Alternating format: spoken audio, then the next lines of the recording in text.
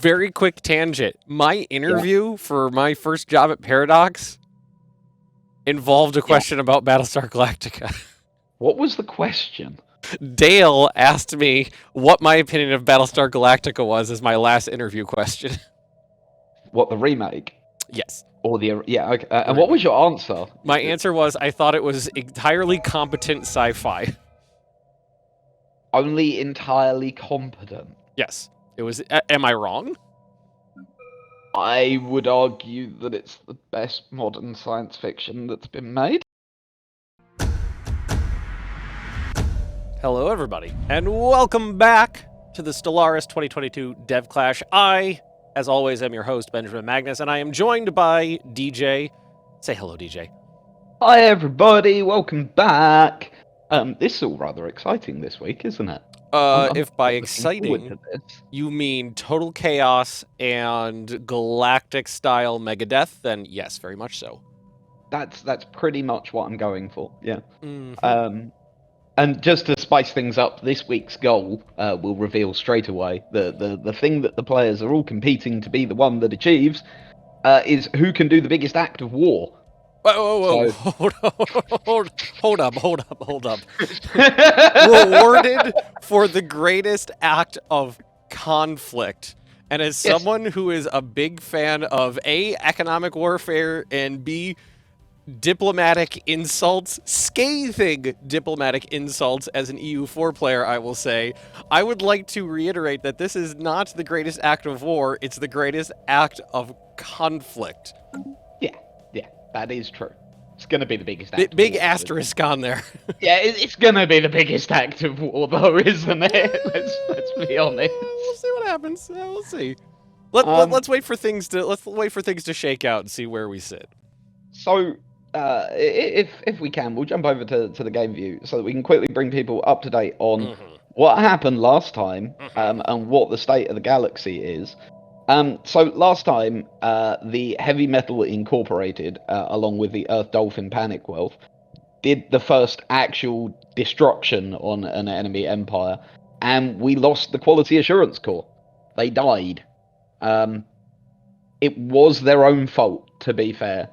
They did decide to take the crisis perk. Matter of perspective. Agree to disagree. I mean, if someone tells you they're going to blow up the planet, would you not say that it's within your duty to stop them? Maybe it was in the greater good for that planet to explode. Assume you only have one planet. We're not there. we're not. As whenever I play multiplayer Stellaris, as the person who is always pushing the red buttons, I think of it. Yeah, I mean, I can't blame them for pushing the button, but they did get roughly what was coming to them for pushing said button. I keep forgetting to print out my stack of memes to bring with me to streams, but at least I brought a cup of tea, so I can do the Elmo drinking meme myself. Okay, so the galactic community is straight away providing our first act of interest. Oh, what's going on? For the session. So the human game developers from Earth, because they were in a federation with the Quality Assurance Corps, along with the Automated Support Unit, are currently involved in a total war with everyone else in the galaxy that can't be stopped. Unless they do this. If they do this, they can stop the war. So there's currently a motion being pushed to repeal the crisis on the human game developers from Earth, and now that the Quality Assurance Corps is dead. Voting for that, we have the Order of Our Lady Trappist, the Commonwealth, and the Doughnut and the Horticulturists. Interestingly, voting against it is Heavy Metal Incorporated. So we have a proper, and also the Church of Gainz, but we have a proper federation split here between the Trappists and Heavy Metal Inc. And meanwhile, the Panicwealth are sitting down the bottom abstaining. There's just enough votes on those last two abstaining to swing it. Just enough. Just enough. Although that assumes that no one's got any favours that they might call in or anything like that. Well, we'll see how it shakes out. It's I'm ashamed to say it, but I am all for revoking this right now, just so we can keep the game going longer, so we can see more conflict down the road. Because I want the war to end, so there could be more war later. So, one thing that still hasn't happened is we still haven't had a Carnate wake up. There is still a Marauder down here, so that's still something that could happen. I mean, wasn't the L Gate a thing too? Are we waiting on that? Yep, the L Gate is a thing. No one has opened the L Gate yet, so we have no idea what's out there yet. That, of course, is much like a box of chocolates. You never know what you're going to get. And I've just heard in my ear hole here, we are going to have some Quality Assurance Corps friends join us for a little ex post facto AAR. So that was a that was a little redundant, but you know what I mean. It makes sense. So hello there to the Quality Assurance Corps. How are you two? Oh, it's Monday, but I had worse Mondays. Yeah, not too bad, thanks. Yeah. So you died last time. Yes. Let's start with the really pertinent thing, shall we? Why did you die? That's the first question I want to ask you. What do you think led to your downfall? Insecure lines of communication to our allies. It's pretty straightforward. Yeah, that sounds about right. The cruel facts of geography. There was no real way for the definitely humans to come over and help us, whereas the Heavy Metal Link and all their allies were packed up nice and tight and could focus their forces. Yeah, you were only after. Oh, sorry. It was only after the session finished I realised, hang on, we did have a gateway within our borders that they could have used. Yes, you did. And during the entire war, I completely forgot about the gateway that we had, which they could have used to reinforce us. Yeah, they really, really could have. I did wonder why you didn't use it, but that explains that. Yeah, completely blanked on it. Yeah. And what do you think about the fact that now there's suddenly this motion to repeal the crisis against your former allies? Well, the galactic community got what they wanted, didn't they? I mean, they couldn't declare us a crisis because we had left the community. So they declared our Federation members a crisis. You are technically correct. The best kind of correct. So it's a clever use of game mechanics. Mm-hmm. So it would seem that there has been a halt on the expansion of the game developers. Oh no, maybe not. Are they still moving up north? Into the Commonwealth? I think they're still moving up north into the Commonwealth. Let's have a look. Are these fleets moving? Go in there. Thank you. Is everybody hearing the or is it just me? Just you, I think. Yeah, your USB curse. Oh no, chat's getting it too. It's going. Oh no. Oh no. Anyway. No, okay, sorry. Anywho, so now that you're the first ones knocked out, you definitely cannot have been the bad guys as the ones who were clearly oppressed in this. Exactly. We became the crisis in self-defense. Exactly. Self-defense crisis. DG, don't give me that face. Don't give me that. I'm going to request some further information here. How do you claim that threatening to blow up the entire galaxy, in fact promising to do so, is a defensive action? It was a guaranteed way to get some extra fleet power and all that nonsense. It was also hopefully going to be a bit fun, but I'll be honest with you, it was also part of a slightly cruel plan on my part, which may have made... Either way, we blew up the galaxy or we died, and those were both options I was interested in. So you were always intending to try and blow up the galaxy? Is that what you're saying? Yes. Yeah. And yet you sit here and claim not to be the bad guys? Yeah, we're not the bad guys, because we didn't succeed. I like that logic. Exactly. That and how could they died. How could they be the bad guys if they were wiped out in an oppressive fashion? I could bring up multiple historical precedents that prove that that's not true, but I won't. Thank you. I'll let you have your nonsense. Thank you. Well, thank you very much for joining us and for participating. We thoroughly enjoyed the chaos. It has I been really fun. enjoyed the chaos on my end as well. So- We achieved our objective. So now that you're out, who do you want to win? Just I feel for the that would be saying too much.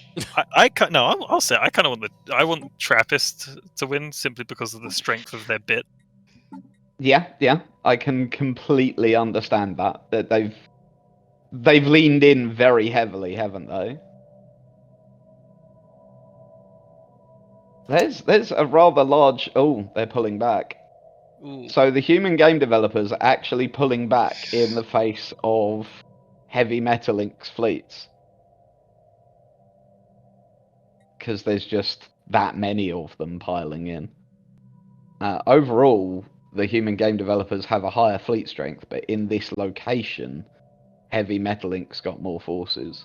Yeah. Where are we looking right now? This is in Theglan into Ionides on the borders between the Commonwealth and the Doughnut Corporation. Beautiful. Yeah. So Um, I know that there was some scuttlebutt of the Cocoon Friends. I'm not going to try to pronounce that because I will get it wrong. They were confident in their abilities to mount a resistance to the human game developers. They were. Their fleet power Well- has been flying up. There's Mr. Freak posting in the chat that they've got a Colossus. Mm-hmm. They just tried to blow up their capital with a Colossus. What? How? And how did we miss it? Did they jump some fleets? Did they use jump drives and in there? Huh. A bold strategy. Well caught, Freak. So apparently, Hold the right word. the Commonwealth tried to take out Earth, the totally not shattered ring machine capital, but failed. Okay, great tempest. And so the Grey Tempest have appeared. Yes. Oh dear. And I think, just as that happened, they revoked the crisis, and Heavy Metal Incorporated are complaining that they were just about to destroy their fleet. Beautiful. Well, you got bigger problems to worry about now. To be fair, so first of all, there aren't that many points the Tempest can come out from, right? I've only found one L-gate. As far as I'm aware, there is only the one L-gate. Now we just need the con, and everything will be glorious. I think the fleet power of the galaxy is more than enough to deal with both the Khan and the Tempest. It's more how big a hole can the Tempest make with this initial fleet in the autonomous support unit. How much chaos is going to ensue before everybody gets the handle of it? That's the fun part. Oh, now, interesting. Why is that fallen out of their... So, I think, while we've been watching all of this, Heavy Metal Inc. have knocked out another of the Marauder systems. I think actually trying to get the Khan to spawn. Oh, they're just poking it? Yep. There's one left.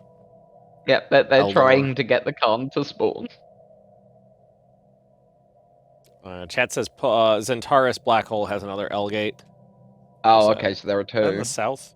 And Zentaris Black Hole. No, that's like right in the middle. Kind of. How do you spell Xantaurus? Is it XA? Z-A-N-T. Got it. Zulu Alpha November. So Not there's X-ray. one. There's one that's coming out. There is a point in here. So has anyone pushed in already? I'm guessing. No one's pushed in yet. I'm sure it'll just be a matter of time before someone just starts poking it. Come on, do something. Another Tempest fleet just went through into, I assume, over here. Man, we got to make those fleets bigger. What, the Yeah. Tempest ones? Yeah. All right, well, Quality Assurance Corps, I think we're going to have to say adieu, but do you have any parting words for chat for the Stellaris 2022 DevClash? I hope they're having as much fun watching as we had playing. That's the spirit. There we go. And fine. yeah, it was a successful experiment putting some holes in our war system. Well, thanks for joining us, guys. Absolute Thank you. pleasure. See ya. There's a third L gate up north in Blorg's Blaine, which interestingly would also give them easy access into the Panicwealth through a wormhole. The Church of Gainz is moving fleets towards Blorg's Blaine. But to be honest, you want to try that name for a third time? Blorg's Bane. That's the spirit. There we go. Jesus. Proper tongue twister. But still no one's pushed into terminal egress, and the fleet power that the Tempest has there is more than the Church of Gainz can put out. I think they're moving in to defend rather than to attack? Question mark. Yeah. Also, that lovely Aquatics Corvette model. Is that all Corvettes? Yep. Yeah, Missile Corvettes. That is all Corvettes. Interesting loadout. Space torpedoes, small mass drivers at level 1, a psionic shield, 2 crystal infused plating. It's a real mix of techs. Okay, but do you think it's a mix of techs for a reason, or it's just because they just went for an assemblage of random things? Like, do you feel a theme in there? No. Actually, yes. Mass production would be the theme, really, because these are going to be really cheap to build, because of the low level of the weapons and the crystal infused plating. The only thing it's really going to cost them is, like, the only really expensive component is the psionic shields. But yeah, they are. Oh, they just sent a science ship. Yeah, I was watching that too. But I think they're just using the L-gate as transport rather than pushing on forward. The Tempest has still got a lot of fleet power up there. Their fleet down south is still just tearing chunks into the human game developers and the automated support unit. I'm okay with this. Yeah, I'm not complaining. I always love the part of the game where some of the crises just tear the galaxy to pieces and you have to rebuild. Yep. It's nice. Has anything come out of Blorg's Blaine yet? Doesn't look like any Tempest fleets have come out of Blorg's Blaine. Sorry, the Xantarist. Have any come out of Blorg's Bane? There we go. Interesting. Church of Gainz. What is Church of has Gainz moved up to? their fleets again. You mean other than the Corvette ones? No, they are still there. When I just hovered over weirdly, they didn't appear. They got a couple smaller fleets, like much smaller fleets. Weirdly, in an observer mode right now, the only thing that was that's appearing in Blorg's Bane is the construction ship. How very odd. Actually, yeah, I see that too. Yeah. That was why I was like, oh, they've moved their fleets. Oh, no, they haven't. Live QAing. Make a note. Let's do a Jira. Yeah, right. You are correct, though. On observer mode, I only see the one construction ship there. I have to actually go in, switch over to them to see them. Tag over, yeah. Yeah, once you tag over, you can see them, no problem. The benefit of playing builds before they go live. Right?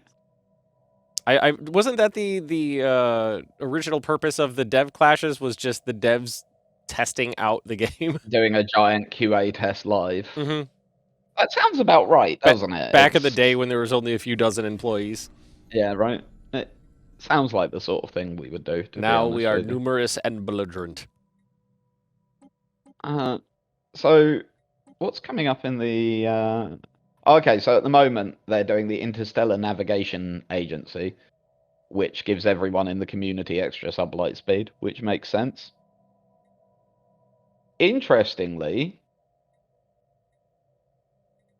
although Automated Support Unit has rejoined, the human game developers haven't.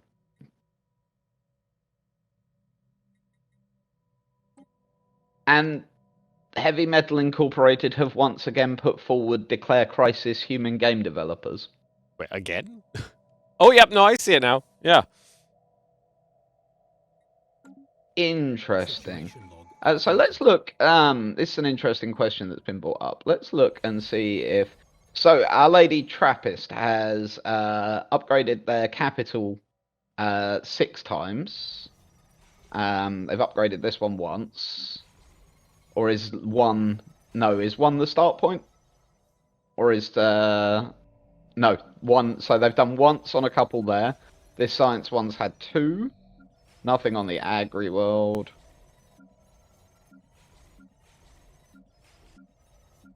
So they've done about 10 by this point, by the looks of things. Hostile fleet engaged. So they've they've done quite nicely, to be honest with you. They've managed to get a fair number of ascensions in already. The one on their capital, the fact that they've got that up to level 6, means they're getting 12 stability, 25 extra amenities, 250% governing ethics, and 25% extra resources from jobs. It's a decent little bonus. But a few. Yeah, it is a decent little bonus. There's actually less death and destruction at the top of this Stream than I session expected. Than I Yeah. expected, yeah. Well, I think that everyone agreed maybe that apart from perhaps Heavy Metal Incorporated, everyone agreed that dragging the human game developers into the war from what's it called, from the QA core was not fair a little bit, and I think that got pushed back. So the Doughnut Corporation, are they moving fleets or are they? No, they're just construction ships. So everyone's trying to like land grab the territory left behind by the there you go. Yep. Doughnut's have just land grabbed a little bit of the territory that's been left behind. You can see their ships snaking in there. Yeah. Was there always that little there you go. appendix shooting into the Doughnut Corporation, or is that's got to be new, right? Yeah, that was the end of the war.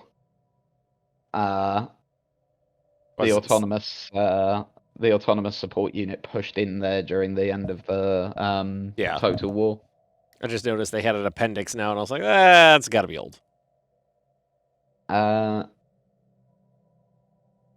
things got a little ugly at the north there, where the the remnants of the what are those cocoon guys? The remnants of their empire got a little ugly there. It's happened. Mm. The Horticulturalists, the Commonwealth, and the Doughnut Corporation have all pushed into the L-Gate. Oh, did they? Yep. Oh, They've yeah. taken terminal egress out. Still plenty of fleets to kill, but they've taken terminal egress, and they've all got science ships in there scanning as quickly as possible. If I had to guess, it's going to be the Horticulturalists that will get it, because they've got 4 science ships scanning one system, 3 science ships scanning, and a construction ship waiting in orbit in terminal egress. So, so the way things are wrapping up, we still seeing the human game developers as the big. Well, I mean, it was the QA core, but they're dead now. So you still think of the human game developers as the big baddie, or is someone else more evil and definitely human? It kind of depends at this point. So between the human game developers and the autonomous grid, they've got about 420,000 circa fleet strength. Heavy Metal Link has 237,000. Another 70, so 300. And what about the Panicwealth? The Panicwealth's at 40k, so it's 440k for their opposing. No, 340k. Sorry, for their opposing federation. So they're well outdoing the Heavy Metal Link Order of Our Lady Trappist Federation. But if you add in, like, if they went for a 2-on-1 and the Doughnut Corporation, the Gardeners of the Galaxy, sorry, join in, yeah, at that point, the rest of the galaxy can beat the human game developers from Earth. So you heard it here first, folks. DJ says the humans are evil. What it will be about is, first of all, diplomacy. Who ends up?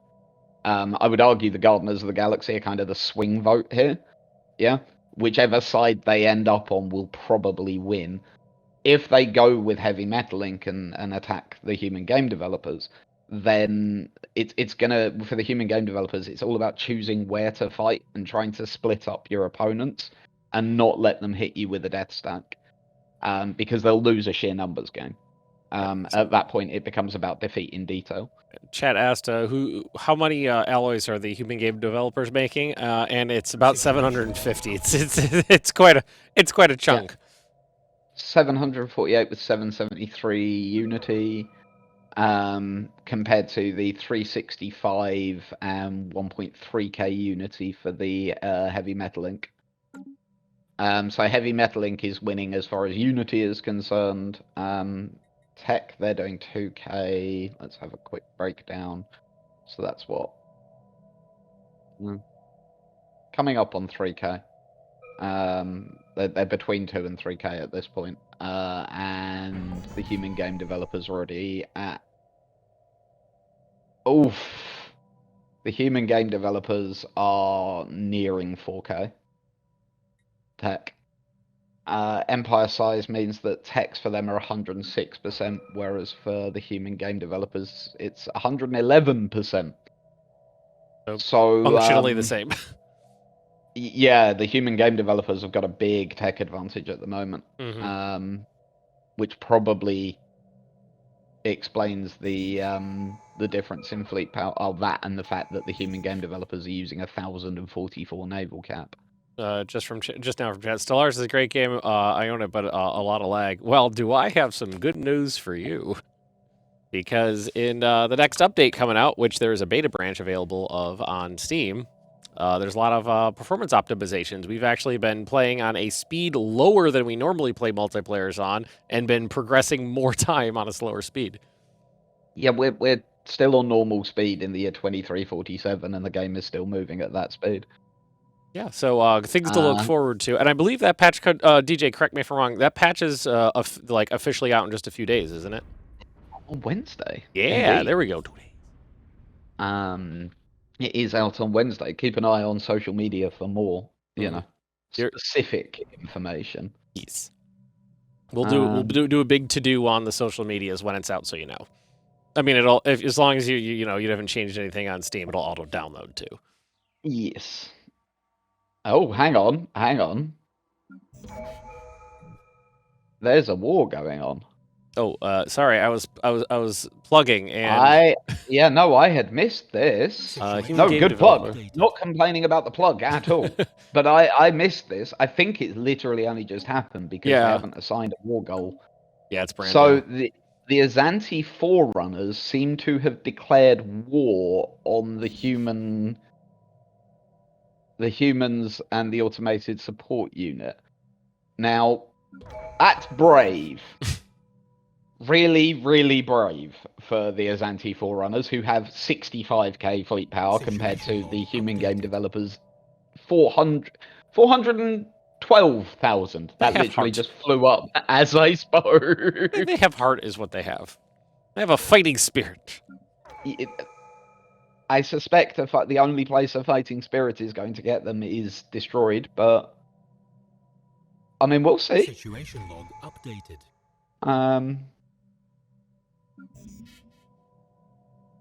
I'm trying to sort of see what they're doing with their fleets. Oh, they are attacking straight away.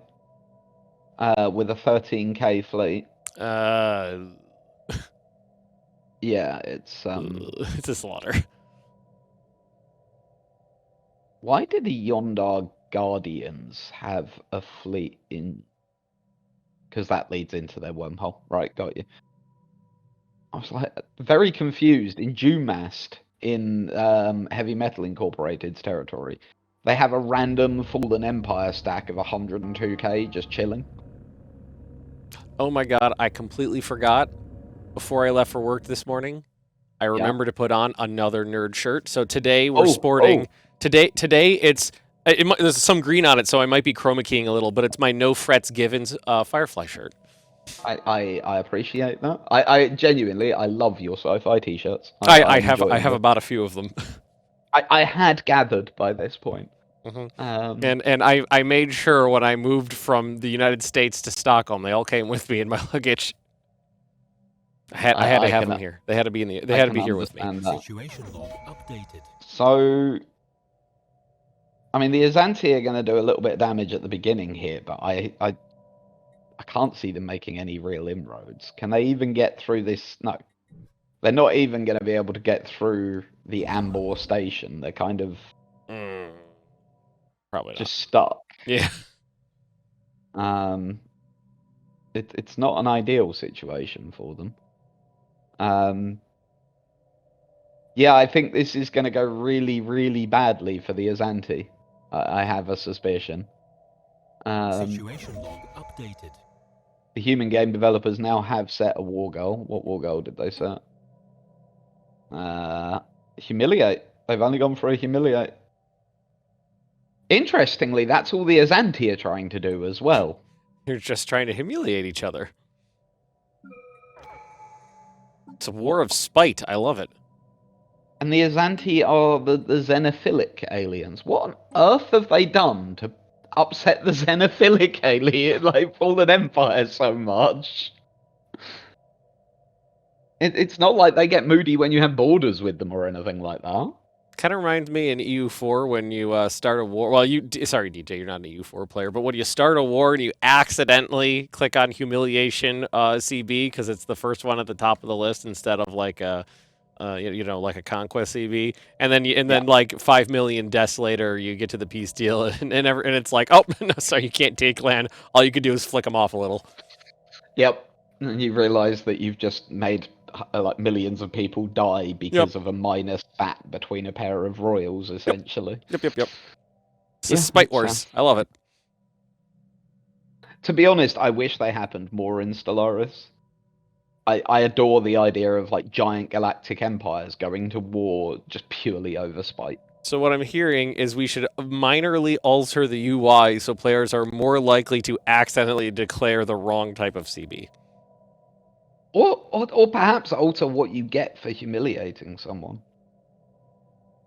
I actually don't even know off the top of my head, because I can't remember the last time I used that CB. What do you get? Some influence and some happiness, and they generate less influence and get less happiness. Oh, okay. I think you would at least want to drive their empire into a recession or something. So I did wonder that. I did wonder that, Alfred. Byron was just saying it might be that they declared on the QA call. But this war started in this session. Yeah. So even though you're gone, they're still really upset with your Federation friends. You may be gone, but your spirit of pissing off the galaxy lingers on. So, that war's over. It's over. Not really. Not much happened. I was about to say, I think that was a status quo. Like, just everyone agreed not to do anything about it. So, the Doughnut. Who was it that got it in the end? Yeah, the Horticulturalists have built in terminal egress. When all is gone, only the spite remains. In the grim, dark future, there is only spite. So the Horticulturalists are just nabbing the entirety of the L cluster at this point. Yeah, I just noticed that too. I noticed their little symbol up in the corner there. Yeah. There's still a long way to go. There's still a lot to push through. But yeah, they've largely done that. Also, the Doughuts have bought themselves up over 100k as well. And meaning they've snaked. Yeah, right. Meaning, well, what it means is that federation between them now, that's 340k there or thereabouts. Oh, they snaked all the way to a black hole too. Nice. With an L gate. Oh, yeah, they grabbed the L gate. Yeah. The only issue is that isn't actually joined to their territory. Oh, but they've got another. I keep finding more L gates now. There's another one in Viscaran's Moah, just over to the right of that. So they do have access to that through the L cluster. Oh yeah, I see now. So we started out with one L gate, now we found like 6. Yeah, right. Just more and more and more of them. God. Yeah, we have the Tempest. we have the Tempest. They are angry. I love the Tempest Starbase models. A bit too close. They are so sort of... I don't know, they're vaguely reminiscent of Stargate, vaguely reminiscent of Battlestar. I was going to say Stargate. Yeah, I could definitely... Like the replicators, yeah, right? Replicators, yeah. Because it looks like it's like an assemblage of bits. Yeah, which obviously is the idea, because it's the Tempest, right? They're made of nanites. But there's also like that sort of almost base star look from Battlestar. I adore the aesthetic of them. I think they're lovely. And it's the same with their fleets. So their ships are so... Do we think Stellaris is the best looking game we have right now? It is visually appealing, especially if you're a sci-fi nerd. Right. It has times where this game, like, you catch it just right. Shots like that, it's astonishing. It genuinely is. It's beautiful. Also, if you're wondering how to turn the UI off, Control F9. And then you can take your beautiful screen grabs. Yep. Oh. Or if you're like a lot of people, you could just take your cell phone and point it at the screen to post on Reddit. You hurt my soul. You know that, right? You know everybody does that. Yes, I know. I mean, you get a little bit of the print screen button on your keyboard, and then paste it into like an image editing software. Some of it's free. Windows Shift S is my favorite trick for that. Oh, is that the is that where it'll snip the screen? Yeah. Windows Shift S and then directly Control V into something like Discord or whatever, and your screenshot goes straight over. Yeah, it's great when you take the picture with the cell phone and then you can kind of see the refresh rate going. You see the... Oh, I think the big battle is about to happen. Let's watch. Oh yeah, I was about to say let's watch without the UI on. It's beautiful. Bit too close. I do love the just disco ball in space that Stellaris combat is if you get it from the right angle like this. Absolutely beautiful. And there we go. Yep. Forces from the Doughnut Corporation have succeeded in destroying the main facility of the Great Tempest. Their ships have dissolved into nothingness. Any planets that were covered by the Tempest Grey goo are now home to enormous swirling storms, dust storms consisting of nothing but disabled nanites. With time and resources, these worlds could potentially be made habitable once more. So, yeah, that's the thing here. The Horticulturalists seem to be taking all this territory, and they're going to be able to build an awful lot of worlds in there. They are the ones who would be able to capitalize on those gains probably the best because they've been focusing on terraforming so hard. Yep, they're one of the Gaia terraformers, so it's gonna be very, very nice. Yeah, so that cluster is going to be pretty profitable once they could turn it around. So I wonder how many did they get? Let's look in. Situation log No, updated. it's the Horticulturists. You know what's one of the things I love about Stellaris is that they got the ratio of binary systems to solo systems like accurate. A lot of stars are binary stars. Sometimes people don't realize that. Not all stars like ours are sitting there by itself. So they've got 11 terraformable planets. About a few. Well, when we consider, if we look over at their outline now,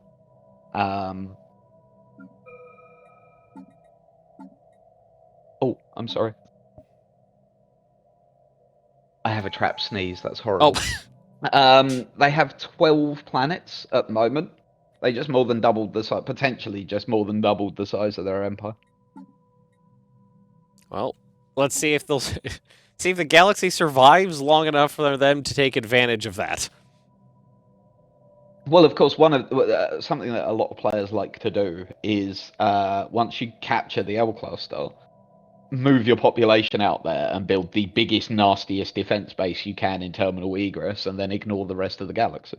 Yeah, just turtle down. Full-on Supreme Commander won that thing. One of the things we once did in a multiplayer game. What was that, sorry? I said full-on Supreme Commander 1, and then I was trying to think if Supreme Commander was the game that had really, really strong defenses, and I think it is. I think that's the game I'm thinking of. It was the successor to Total Annihilation, wasn't it? Like the spiritual successor was Supreme Commander, and Total Annihilation was very much along those lines. If you wanted to turtle down and build the ultimate defense, then you really could. Because, yeah, Supreme Commander is the other one where you have, like, the commander unit that builds, like, the starting base. Yeah. Made by the same chap that made Total Annihilation. The Big Bertha. Exactly, Morbits. Exactly. You know what I'm talking about. Being able to artillery strike the enemy's entire base into nothingness. Oh yeah. You, like, dome your base with shields, and then you just have, like, artillery that just lobs across the whole thing. And those matches last hours and hours and hours. That was my jam back in the day. I was about to say something. What was it? There was something I was going to say about. One of the things we once did in a multiplayer game was 4 of us set up a multiplayer where there were no AI in the galaxy, but maximum primitives. And then we went around the galaxy and terraformed every world in the galaxy into a Gaia world. And then basically killed all of the empires apart from one by shielding their planets. That one empire moved out to the L cluster, and then we uplifted all of the primitives at the same time, saved the file, and then that was the starting conditions for a multiplayer game, where everyone took over a random primitive, and the idea was that you had to be the first primitive empire to be able to kill the empire that was out in the L cluster. And the player out in the L cluster wasn't allowed to build anymore, but they started with like hundreds of thousands of fleet power and giant citadels and things like that. Really different way to play the game, but really good fun. It's one of the things I adore about Stellaris, the way you can use it as like either a storytelling tool or a tool to create really interesting scenarios in. So while you were talking, not only did we break the 500,000 fleet power mark, we went up to 530,000 fleet power. Gosh. They're not stopping. They seem to be sitting about 200 over their fleet cap at all times. Which, yeah. They're getting very, very scary, and you can't help but notice that the Heavy Metal Incorporated have stopped keeping up in any way, shape, or form. Yeah, now it's like a 2-to-1 ratio almost. Although, let's have a quick look at their outliner. And nope, they're not building anything either. Shipyard-wise, are they building any megas? I'm sure the 500,000 fleet power is purely defensive, just to defend their borders. They just spent 10,000 alloys on rebuilding a ruined mega shipyard that they had. after building a mega shipyard core. So they're doing a double mega shipyard, Well, which will allow them to spit out ships at an utterly terrifying rate. have the Yondar? How long have the Yondar Guardians been at war with the automated support units? Is that new? That is new. I just looked over at my monitor. I was like, wait, that's changed. Who's the aggressor in this war? The Guardians are the aggressors. Construction ship under attack.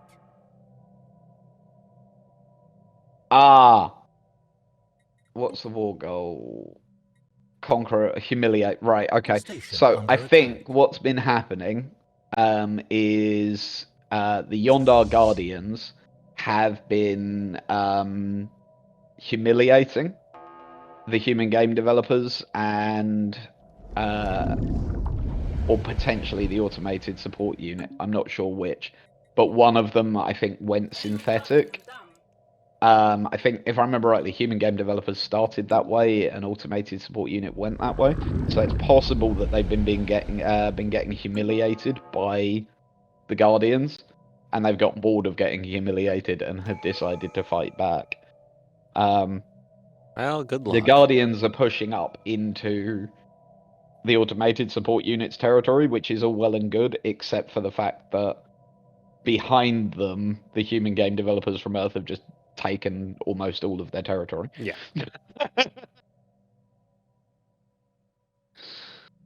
They're not long for this world.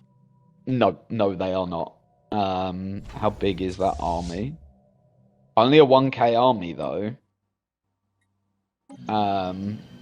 They're gonna need a bigger army than that. DJ, Much bigger. just out of curiosity, why are you not joining me in the sci-fi T-shirt-ing of the streams? I could don't have own twice that as many. I don't own that many sci-fi t-shirts. To be honest with you, the vast majority of, like, an awful large percentage of my t-shirts are Tottenham Hotspur kits, and I try not to wear them on stream because, you know, For shame. the sports teams and all that sort of thing. For shame. And so, yeah, I don't have the largest number of sci-fi t-shirts, I'll be honest with you. Otherwise I would, because I do like it, but yeah, I What I need to do, have maybe like 3. I need to find a I good haven't- Deep Space Nine T-shirt is what I need. I got a good Voyager T-shirt. I need a good Deep Space Nine T-shirt. If you find a good Deep Space Nine t-shirt, let me know. I will. I mean, like my Voyager T-shirt, I bought from Garrett Wang, who made like 1,000 of them and sold them on Twitter. That's kind of genius. Yeah. Yeah, no, if you find a good DS9 shirt, definitely let me know. Would be very interested. So, at this point, the human game developers have stomped the Guardians. The Guardians are down to 133k fleet power. God, Battlestar Galactica Most- T-shirts. So, hey, very quick tangent. My interview for my first job at Paradox involved a question about Battlestar Galactica. What was the question? Dale asked me what my opinion of Battlestar Galactica was as my last interview question. What, the remake? Yes. Or the... Yeah, okay. And what was your answer? My answer was I thought it was entirely competent sci-fi. Only entirely competent. Yes. It was. Am I wrong? I would argue that it's the best modern science fiction that's been made. Yeah. Isn't it like 20 years old at this point? At this point, yes, but it's still like in the era of modern sci-fi, right? Yeah, my argument would be that Battlestar is probably the strongest. For those of you in chat who are chastising me for that answer, Dale was like, he gave me the side eye. He was like, okay. Yeah, I think Dale and I are in agreement about this one. I think this is one where Dale and I share the opinion of like, no, that's like the best one ever made. I'm still Star Trek, but yeah. I'm like for me, because I grew up with Star Trek. So for me, Star Trek is like pinnacle. For it goes up and down. Like like season 1 and 2 of Next Generation is a little, but in general, it's weird because there's not that long between DS9 and BSG, right? But I would count DS9 as older sci-fi and BSG as modern sci-fi. What I will tell you was one of my issues with Battlestar Galactica was I didn't watch it live. I watched it after it came out. And I didn't have cable or satellite at the time because I didn't feel like paying for it. But it was like on sale at the Best Buy on DVDs. This was a very long time ago, by the way, because I was still buying DVDs at Best Buy. And I bought the first season, I watched it, and I liked it. And I bought the second season, and I watched it, and I liked it. And I bought the third season and was entirely lost because they released season 2.5, which had a lot of critical plot points in it, but was not in season 2 or in season 3. It got completely lost. And a lot of people saying that they'd take the Expanse over BSG. My problem with the Expanse there is that I can't see myself rewatching the Expanse. Oh yeah, the Nefarious Bread got dropped straight into New Caprica. Yeah, and I was lost as can be. Yep. And then there was a short-lived Battlestar Galactica spin-off show? And so there was actually kind of two. I can't remember but what it was one never called. made it beyond pilot. The first one was Caprica. Yes, it was like a girl got her brain crammed into a murder robot or something like that. It was the story of the first Cylon. Yeah, there you go. Oh! Human game developers got cocky and have just suffered a bit of a butt kicking. They lost 100,000 plus fleet power. By the way, I haven't seen Expanse yet, so don't kill me. I'm a little behind. It's very, very good. Yeah. Oh, they did just win that fight in the end. Just. But all of their fleet had to retreat. All of their armies, sorry. Which prolongs the amount of time that it's going to take. So how much is like 150k fleet power in alloys? 80, 90k minimum. It's expensive. And also if you look, Heavy Metallink's just jumped up to 328. Quick question. Even things out a lot. Quick question from chat. DJ and Ben, can I ask if there will be a video explaining the new mechanic, how the new mechanics work this week? DJ, that's a question for you. Unknown at this point. No words, I am afraid. Keep an eye on our social media. Yeah. Sorry, I work on Hearts of Iron, so I'm out of the loop on the marketing activities for Stellaris. But yeah, social media, that's where we post all the information, whatnot. And Devis, I'm not saying you can't rewatch it. I'm saying personally I wouldn't. With the Expanse, it's one that I don't feel calling back to me or anything like that. It's not like, say, DS9 or TNG or Battlestar where I can just rewatch them very easily. Did I watch season 0 miniseries before season 1? Actually, I started watching the first episode and then realized I was lost, and I Googled it, and I realized there was more, and I was able to watch the season 0, like, couple episodes, then go back into it. And so like, God damn it, Battlestar Galactica, you make it hard to watch you from an outsider's point of view. That's my biggest annoyance, because you tell someone to watch it, and you're like, by the way, don't start on Series 1, Episode 1. And everyone's just like, wait, what? So first, what you do is you start at the beginning. You start with you start at the beginning at season 0, but not the prequel because that's kind of and not the short-lived pilot. You don't want to watch that either. So you go to season 0, then you go to season 1, and then you go to season 2, and then here's the trick: you don't go to season 3. You'll be although you do in Europe. Do not go to season. No. Just to be doubly confusing, you do in Europe. What? Just to confuse things even more, season 3 in Europe is a whole, like, proper season.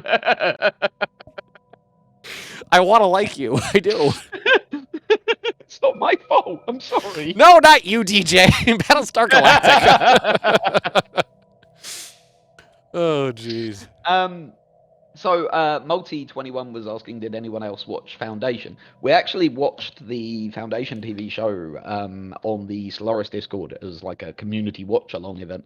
It was really, really good fun. Yes, you can't forget about Razor as well. Wait, what? Razor was that was the movie about Pegasus. Nope, didn't see that either. Yeah, that's set between seasons 3 and 4 and explains what's going on with Pegasus. Okay, so what's gonna happen is that Battlescar Galactica will just live in my memory as it is right now, and I'm not gonna go back and screw around with all that stuff. I watched it. Besides the parts where I got confused because I missed some stuff in the middle, I liked it. That's fine. It's probably fine. Also, did that just pass? Ouch! So, Our Lady Trappist, you know, you were saying how it might not be an act of war that ends up being our most hostile act. Mm-hmm. Our Lady Trappist has just pushed through right to work in the galactic community. Is that like the third or fourth time that's actually come up now? Well, they've successfully passed it, With the, which yeah, means the first that, time it went through. Yeah. Population assembly cost for robots is now plus 25%. Upkeep for robots is plus 10%. And growth, assembly speed, i.e. their growth, is down 25%. I'm not convinced that alone will do much to even dent the human game developers. Their economy's so strong. It slows down the rate at which they're growing, because they've got the highest population in the galaxy. By a lot. By a third. Yeah. So it slows anything that slows down the rate that they're growing is good. And also, I would argue, what they're kind of targeting that at is the automated support unit. It's not necessarily about weakening the game developers. The game developers can tank it, but that's going to really hurt the automated support unit's economy. So this is more. So what you're And saying they're this is more their of a only long ally. Yeah, and also, let's be honest, Our Lady Trappist seems to want to push through the entirety of that chain. Oh yeah, I would assume so. If they get it to level 5, machine intelligences that aren't rogue servitors are in breach of galactic law. Just straight out. And even more horrendous things to growth speed and cost and all that sort of thing. I think the Church of Gainz will ally the synths. I actually think no. I think the synths have established themselves as the foes of the squishy people. So I don't think RP wise, I don't think they'd go that way. I think the Church of Gainz is kind of. I think they're quietly proud that they're the one independent empire in the galaxy, right? Mm-hmm. I do get that feeling. The Horticulturalists, by the way, are terraforming every world in the L cluster right now. Every single one of them are terraforming into Gaia worlds. Oh yeah, oh, that's beautiful to see. Just all those little bloop, bloop, bloop, bloop, all the orange dots. Yup. Man, that is a lot of energy. That is a lot of energy they've just spent there. It's 10,000 each to turn it into a Gaia world. So yeah, they had they had a max storage of 80,000. They still got 18 in the bank right now, so they're good to go. They're just fine. Yeah. No, it's not hurt them. Meanwhile, in the war down here, they still haven't taken any of the planets. The Under Guardians are out of ships. Yeah. They've got their army strength up to 3k. And I think what they're going to start doing, if I had to guess, is they're going to start taking out the smaller planets. Because 3k is more than enough to take out the smaller worlds while they're waiting for more troops to arrive. Yeah, here we go. Into orbit of Raxum 3. There go the drop pods. Drop pods are down, and combat begins. So let's. Yeah. Whenever I see the animation of the little ships going down to the planets to do an assault, all I can think of is Starship Troopers. Remember your training, and you will make it back alive. Yeah, right. That was what I was about to say. That I gotta say that is probably that's probably by a fair bit my favorite scene from any sci-fi like media ever is it's the best dropship scene. The dropship landing at oh god, what was the name of the planet? Clendathu. Oh, was it Clendathu? Yeah, that's why the piece of music is called Clendathu Drop because it's the drop on Clendathu. I was gonna say Planet P, but that's at the end. Yeah. But that I adore that film. It's so dumb and so much fun. And I've seen that movie 100 times, and every single time I watch that scene, I'm like, "Let's do it! I know you're all gonna die, but I'm pumped up." And I have to admit, there is a part of me that very much enjoys how many people really don't get that film and take it seriously. I feel like it's not a problem as much now as it was a while ago. Yeah, right? There was definitely a period of time where people really didn't get that it was by the same dude who made RoboCop, right? Yeah.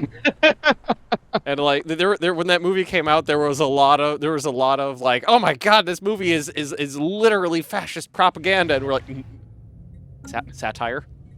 Yeah. Satire is a thing. It's like, did you not get it was satire when they were handing out live ammunition to children? Yep. Or where they were encouraging people to do their part by squashing cockroaches? ? Yeah. Literal Absolutely xenophobia. Wonderful stuff. Kid Borgo, is RoboCop also satirical absurdity? Yes. Yes. I think at the point when the robot shoots the dude in the office, like he's just in his suit and he gets shot like 57 times, and it just keeps going on and on and on and on and on, just squib after squib after squib going off. If you don't get at that point that it's satire, yep. It's a bit like the other bit is when there's the advert in it for the car protection system, isn't it? Or is that in the second one? Where the robber gets in the car and all of a sudden the car like chains him to the seat and then kills him by electrocuting him and pumps him out of the car. That sounds like the second one, because the second one was a little sillier. Was the second one or the third one where he was flying around? Third one. Was that the third one? Yep. Welcome to DJ and Magnus talk about sci-fi tropes, friends. Movies, yeah, right. The humans have undone the damage. They're at 566k again. I've been keeping an eye on everything, and the rest of the galaxy is militarizing at quite a terrifying rate for the humans, to be honest with you. Movie was satire, book not so much. Oh my god, the book is so dry and boring. What? Starship Troopers. The book is terrible. Yes, let's just... Although, speaking of books, at the moment in Stellaris Book Club, because we have a book club, would you believe, ladies and gentlemen? On Discord, plug. Yep, we have a Stellaris Discord book club, and this month we're reading The Three-Body Problem. And it's really very good. If you've not read it, I would definitely recommend giving it a read. Although, warning, it is the start of a trilogy. But yeah, we're reading The Three-Body Problem in our book club this month, and thoroughly enjoyable. I don't want to say too much about it because it's quite difficult to explain what it's about without ruining it. But it's amazing. It really, really is. I've already finished the first one, which is the one we're actually covering for the book club, and I'm halfway through the second one. I just immediately picked up the sequel. So yes, if you'd like to join us on Discord. It's good. So, back to the game. It's all very, very quiet. So the human game developers lost, what was it, 130,000 fleet power or something like that, and in our yammerings over the last few minutes, they're back up to... They're actually higher than they were before. Yeah, they've completely rebuilt. Mm. Also, very interestingly, The Church of Gainz have put Silence the Soulless up, which immediately reduces the diplomatic power of any machine empires by 25%. Was that level 3? Synthetic evolution becomes banned. Good gosh. Population assembly speed cost is 50% up, upkeep 20% up, and assembly speed down another 25%. See, I would say the diplomatic weight from tech minus 80% would probably be the thing that would mess with them the most, because that basically means that their votes don't count anymore. Well, at least substantially less than they did before, which it'll allow other the council to shove other things down their throat later. So the human game developers did just get significantly more powerful. So I am putting on the thingy that Church of Gainz, right? For me at least, Church of Gainz is leader of the achievement of the day. What, for putting Silence the Soulless forward? For diplomatically murdering the synth empires. I agree with you, but I would argue on the side at the moment, bearing in mind we still have about 50 minutes to go. At the moment, I would argue on the side of Order of Our Lady Trappist for the same reason. But they passed theirs, whereas the the Church of Gainz, is only up on the list at the minute. It's not been voted on, it's not been passed. If it gets passed, I'm with you. Mm-hmm. Yeah. Then the Church of Gainz, yeah, definitely. Because I think it'll be passed before the end of the stream. I do. I think we're going down the I think we're going down the path. I don't know. It looks like leverage privateering is definitely going to pass, and 5-year plans might pass as well before then, and I don't know if we'll have 3. Oh, yeah, with only 50 minutes left, there might not be time to get through that. Yeah, I'm not sure. So, to be honest with you, who this is going to hurt, very simply put, is the human game developers from Earth and the automated support unit.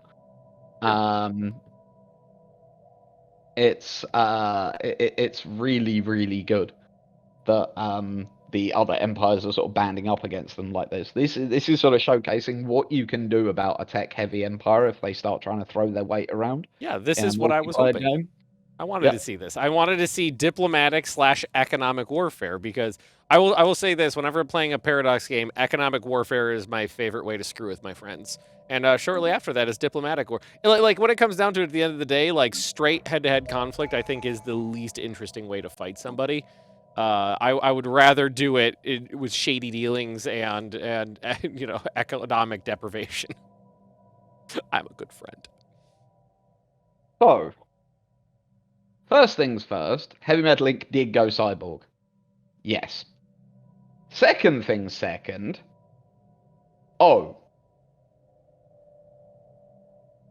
I believe the correct term is the Heavy Metal Incorporated have taken the Become the Crisis perk. Wait, who did? I'm sorry, I was reading chat. Heavy Metal Inc. have taken the Crisis perk.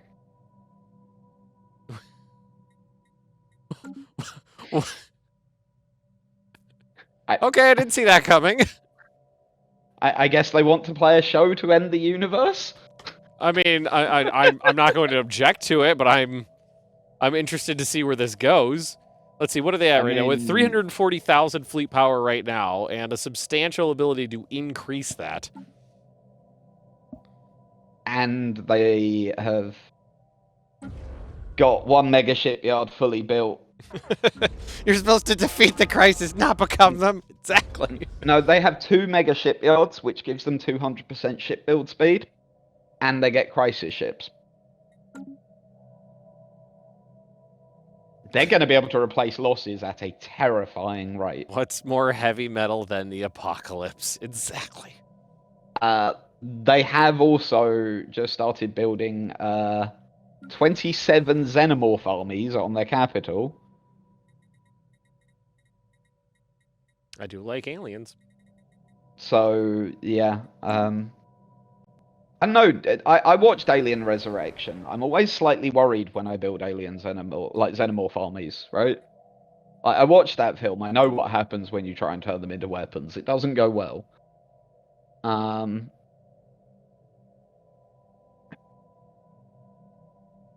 I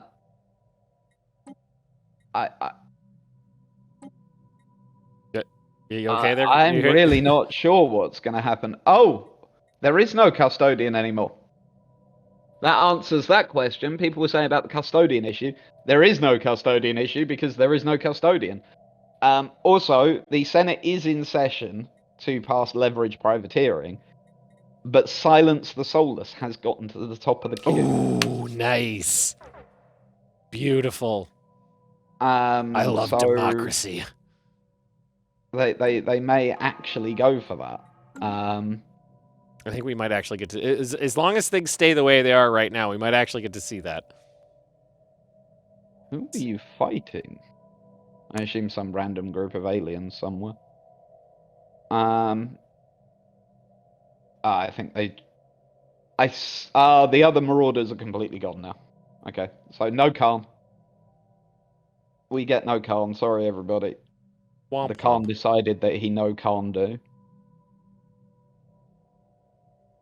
I hope I hurt you with that as much as it hurt me. To say it. I'm going to really enjoy the turn of events here if the human game developers spend weeks. Oh, it's been more than a month. Well, this is like the 5th stream or something like that. So it's been more than a month now, like being the baddies of the galaxy, and then Heavy Metal Inc., who is always like a fan favorite, actually takes the crisis, utilizes it, overruns the galaxy, and is the actual bad guy.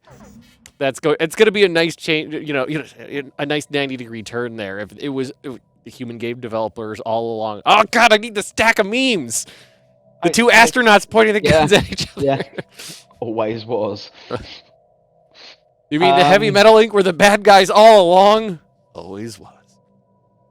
So, Our Lady Trappist has also completed all of their ascensions. Interestingly, they've only activated Architectural Renaissance. Ooh, so someone in chat right now, how is it possible to have 450 plus alloys in 2364? So let's go ahead over here and take a quick little peek at the human game developers, who are at reading the wrong number there, about 1,000 alloy right now. And it's because this is after years and years and years of development and a lot of changes. This game is quite in depth, and there is a lot of things you can micro. So on this world, they have 50 fabricators. On their capital, sorry, not the capital. On this world, they have 42. So on this planet, they're producing 476 alloys. On this one, 628. On this one, so far, 196. On this one, 83. So that's how they're doing it. They're focusing their planets and entirely building out Forge worlds.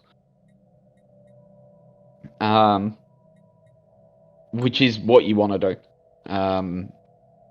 Once you've got your initial resource income sorted, start work on a research world and a Forge world as early as you can in the game. And make sure that you keep adding Forge and research worlds whenever you can afford to, essentially. Those are your two main things that you really need to focus. If you fall behind in either, you're in real trouble. DJ's far better at this game than I am. See, I'm one of the people, I've played a lot of, probably 10,000 plus hours of Paradox games, and I've come to the point in my life where I'm just like, I don't find just playing the meta that interesting anymore. I'm going to do silly shit in the corner. I'm going to play an MP game and be the one where people are watching going, what the hell is he doing? That doesn't make any sense.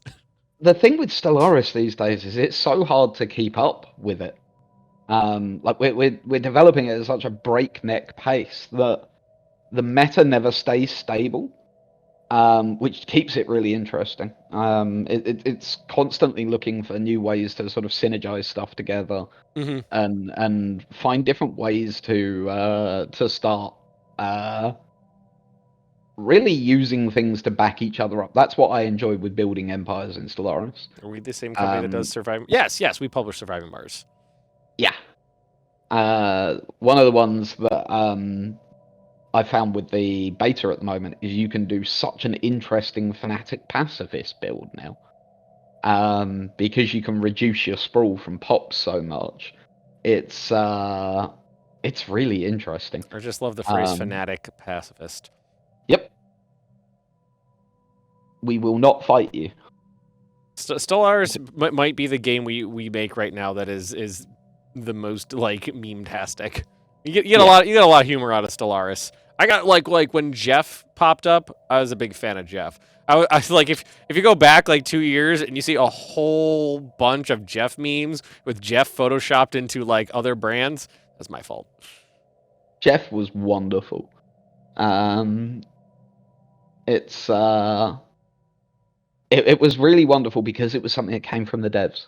Like, that was just something that started internally, and we were just like, yes, we will take this, and we will make it public.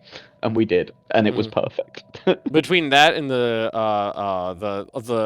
really leaning hard into the like Swolfen jokes for the aquatics pack, and oh god, do you know whose idea was it? Pontus's idea to do the sea shanty, the full production sea shanty. I know he was something to do with okaying it, but that beyond felt that, like I a don't Pontus know where... idea. It does, doesn't it? Yes, very agreed with that. Whoever it was, they were a genius. Yeah, An I'm a big fan utter of that. genius. Doing a sea shanty with aquatics was absolutely brilliant. As a fan of sea shanties, I was happy to see it. So the human game developers are over 600k. Heavy Metal Inc. doesn't seem to be pushing yet. I wonder if it's that they're waiting for those armies to finish. Like my favorite playlist right now on Spotify. Can I say that? Can I say that? Can I say this? Probably. Sea shanties to drop your panties. Oh dear. Maybe not. That's what it's called. It's not lewd. It's just a playlist of sea shanties that are all quite good. So look it up. So Heavy Metal Inc. Are sitting on a lot of minerals. They're sitting at their alloy cap. And they don't appear to be spamming ships. Surely they should be spamming ships at this point. I do love that there are many players right now with 200+K fleet power. It's not, well, but there was it seems like the top to bottom has come in a little bit with the fleet powers if you're stacking people up against each other. Oh yes, this is what it's gotten to the point now where the humans, if the rest of the galaxy decide that they're going to end, will end. Like human game developers have gone up to ridiculous proportions now, 624,000 fleet power, but that's overpowered by 3 other players, like any 3 players basically, you know, except for the little ones at the bottom. But you know what I'm talking about. Yeah, it's also don't forget that sitting in the home system of the Commonwealth, there's a Colossus as well. Oh right, I forgot about that. What type of Colossus did they go for? Situation log updated. They went for a plain straight world cracker. There's no messing around. They are just blowing up your planet. Just blowing shit up. Oh, also they got the Greek Nexus, which is very nice. Extra 50 production, extra 50 science production from each type. Did you say 50? I thought it was way more than that. No, the Greek Nexus is so the normal Nexus gets 300 per. The Greek Nexus is an upgrade that you can have if one of your scientists decides to upload their brain into it. Gotcha. And then you get an extra 50, and I think an extra 5% on the science research rate as well. Okay, so yeah, you were talking about the bonus on top of the normal one. Yeah. I was about to say, I was like, I think it's several orders of magnitude higher than that. Yeah. It ends up at 350 each instead of 300 each, basically. It's a nice little bonus. Here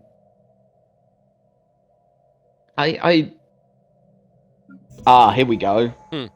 Heavy Metal Inc.'s fleet power just shot up by 40k. We're up to 380 now. Actually, I didn't mention it before, but after they took Crisis, I think they may have been doing some sort of rock, paper, scissor-esque fleet upgrade program, because they actually went down several tens of thousands right after they took it. So I think they were changing up their ships. And then they went back up. So they've got a missile boat corvette, artillery cruisers.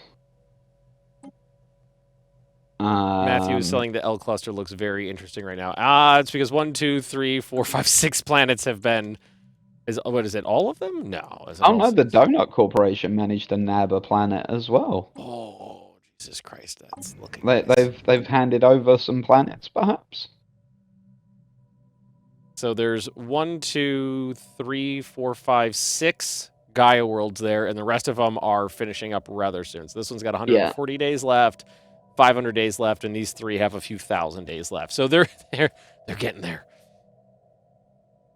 There is indeed a flooding Colossus Divine Soup can, but I don't believe the 2 empires that could use it, which the Panicwealth and the Church of Gainz, neither of those have built Colossus.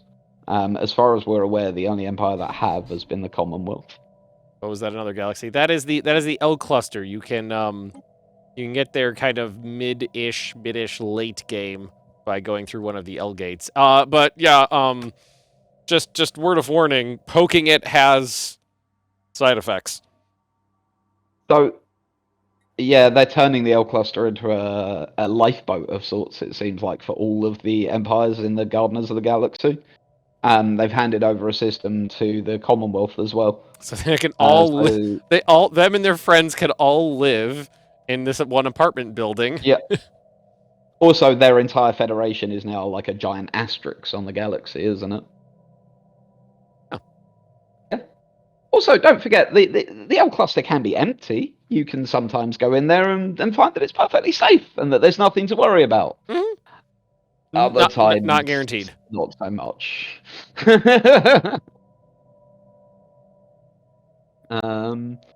So yeah, they're sharing out the L cluster, and they seem to be using terminal egress to sort of as a defensive point, which does make sense. There's a 40k station in there now. Frankly, turtling down is one of my favorite ways to play the game. Turtling down is my favorite way to play a lot of games. I just like defensive warfare. So yeah. That's why EU4 Afghanistan is one of my favorite nations to play, because they get a lot of attrition bonuses and fort bonuses and stuff like that. So when other players are trying, I know other players are trying to siege down your mountain forts, they just die horrible deaths waiting outside the walls.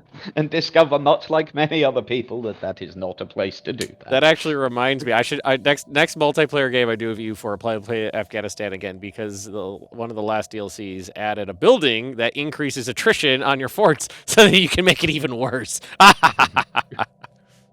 Sorry, I got a little sidetracked there.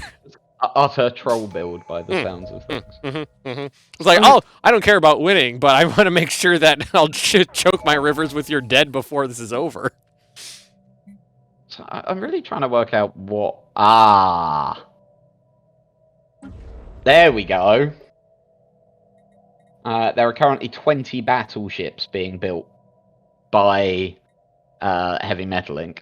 Oh, that's gonna be a nice little bump to their fleet power. Yep, and they finish in 3, 2, 1, and there you go. Fleet of battleships. Oh, yep. Okay, we're at 446. So, So, yeah, they can drop out fleets like that really fast now. And then on top of that, of course, they have the ability to build menacing corvettes as well. Or do they not have that yet? Can't remember when you unlock that. No, you don't have... You unlock that at Crisis Level 2. So after their first war, they'll be able to start throwing out Crisis corvettes. Which I suspect will be even less fun. Laser Show class, A-class naming. Their fleets are wonderful. We're leaving together, but it's still farewell. But still it's farewell, and maybe we'll come back to Earth, who can tell. I'm a little disappointed it wasn't just a Rickroll. Yeah, right. It would. I think that would have been an A+ Rickroll right there. I guess there is no one to... Party Barge! And then the next ones are called the Contractuals. I absolutely adore their naming scheme. Like Heavy Metal Inc., the way that they've roleplayed and the way that they've been in this has been wonderful. Mhm. It really has. 700k for the human game developers now, and 458k for Heavy Metal Inc. The ratio's getting closer. Yeah. Although on a straight fight, I would imagine that the human game developers will win.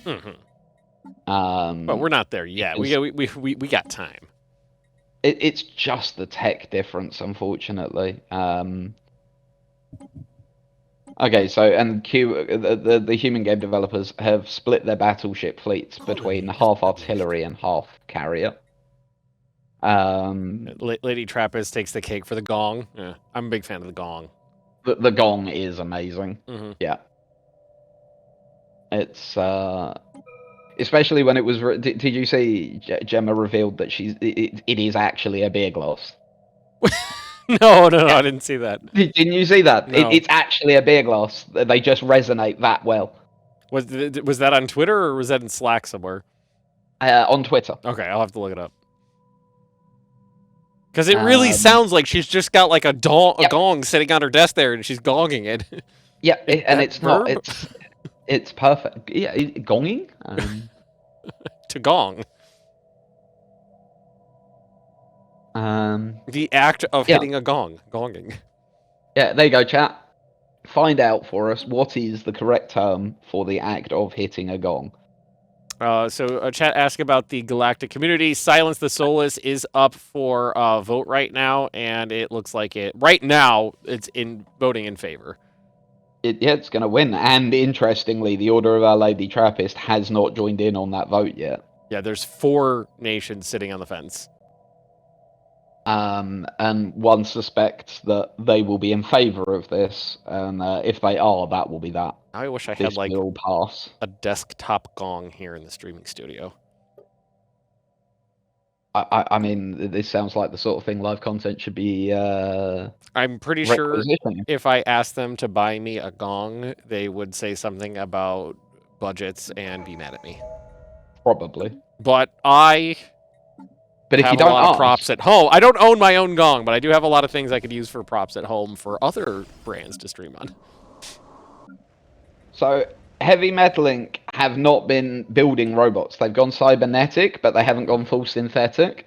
So they can still afford to do this without hurting themselves. To answer the question about why they're voting for why they're voting on the galactic community in favor of this, they've only gone halfway and stopped. And if they stay where they are, Silence the Soulless won't hurt them. They're not building robots and they're not fully robotic, so it's okay. The vote's actually pretty close right now. It's only 3,000 votes off.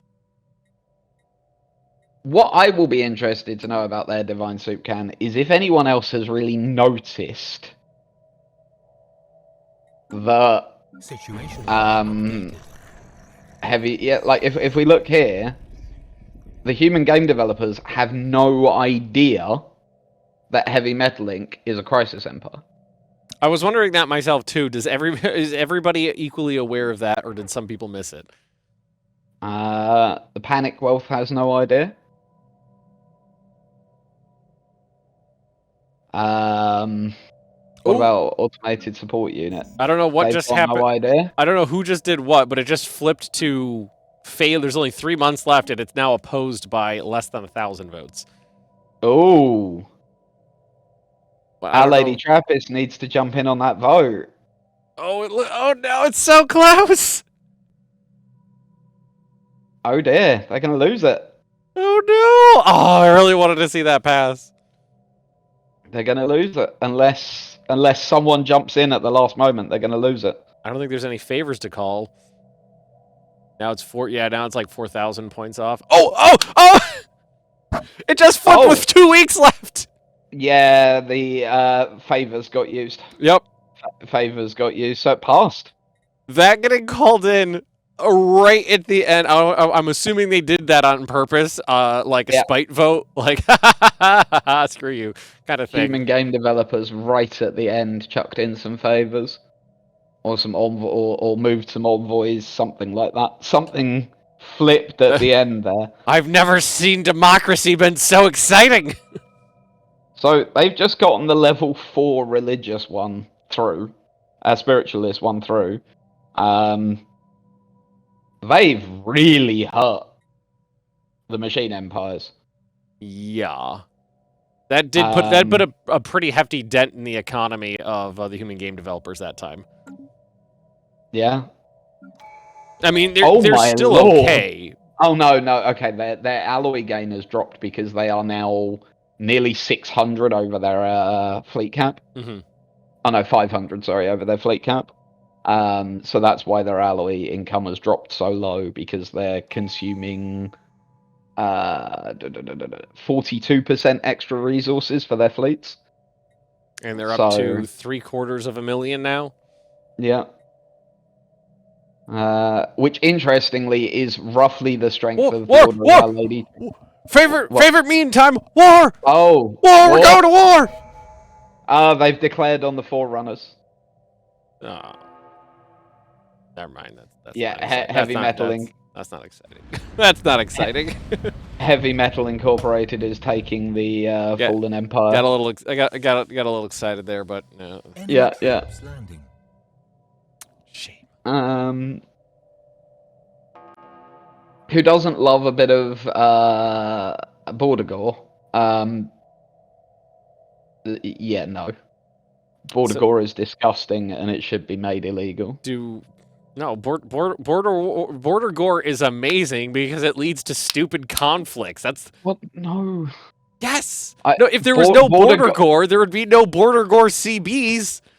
Yeah, I was about to say, literally, causing border gore is a casus belli in my opinion. Yes, so if you have caused border gore, you deserve everything your fellow players leads to stupid, inefficient, pointless wars, which are fun to watch. Also, I just kicked one of the cords under my desk, and the monitor went out. So hang on,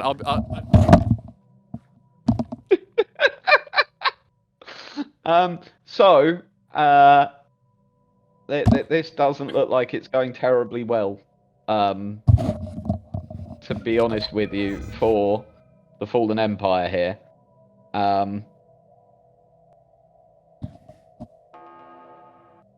And are they literally, yeah. What on earth war goal are they using where they're destroying? Oh! Okay. That's what war goal they're using. Got ya. I was like, they're literally destroying the systems. Like, why? And then, yep. So what we actually want to be keeping an eye on here is, 730 menace so far. They need 1,000 menace to get to threat level 2. And their city on 65,000 minerals. I'm the person who in MP games who purposely make border gore out of spite. This may go very badly for the rest of the galaxy. Planetary this isn't probably what you want happening at this point. This is what I thought the QA Corps were going to do when they attacked the Fallen Empire. Farm crisis points? Or is that before the crisis? Yeah. No. Farm crisis points, yeah. So, as you say, at least their Federation members will now know that they are a crisis empire if they didn't before. Mm-hmm. Question is, have the human game developers worked it out? Given the 800,000 fleet power, I would assume so, unless they're just spamming fleet power as defensive. They're just putting fleet power out because they know that everyone else is doing the same and they want to stay ahead. I don't think they've worked out at the moment that. Do they know? I wonder.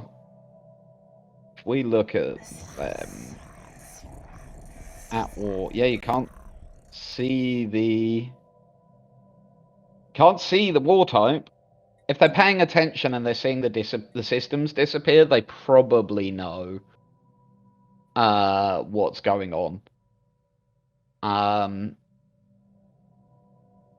And Fallen Empires are a punching bag in the late game. Yeah.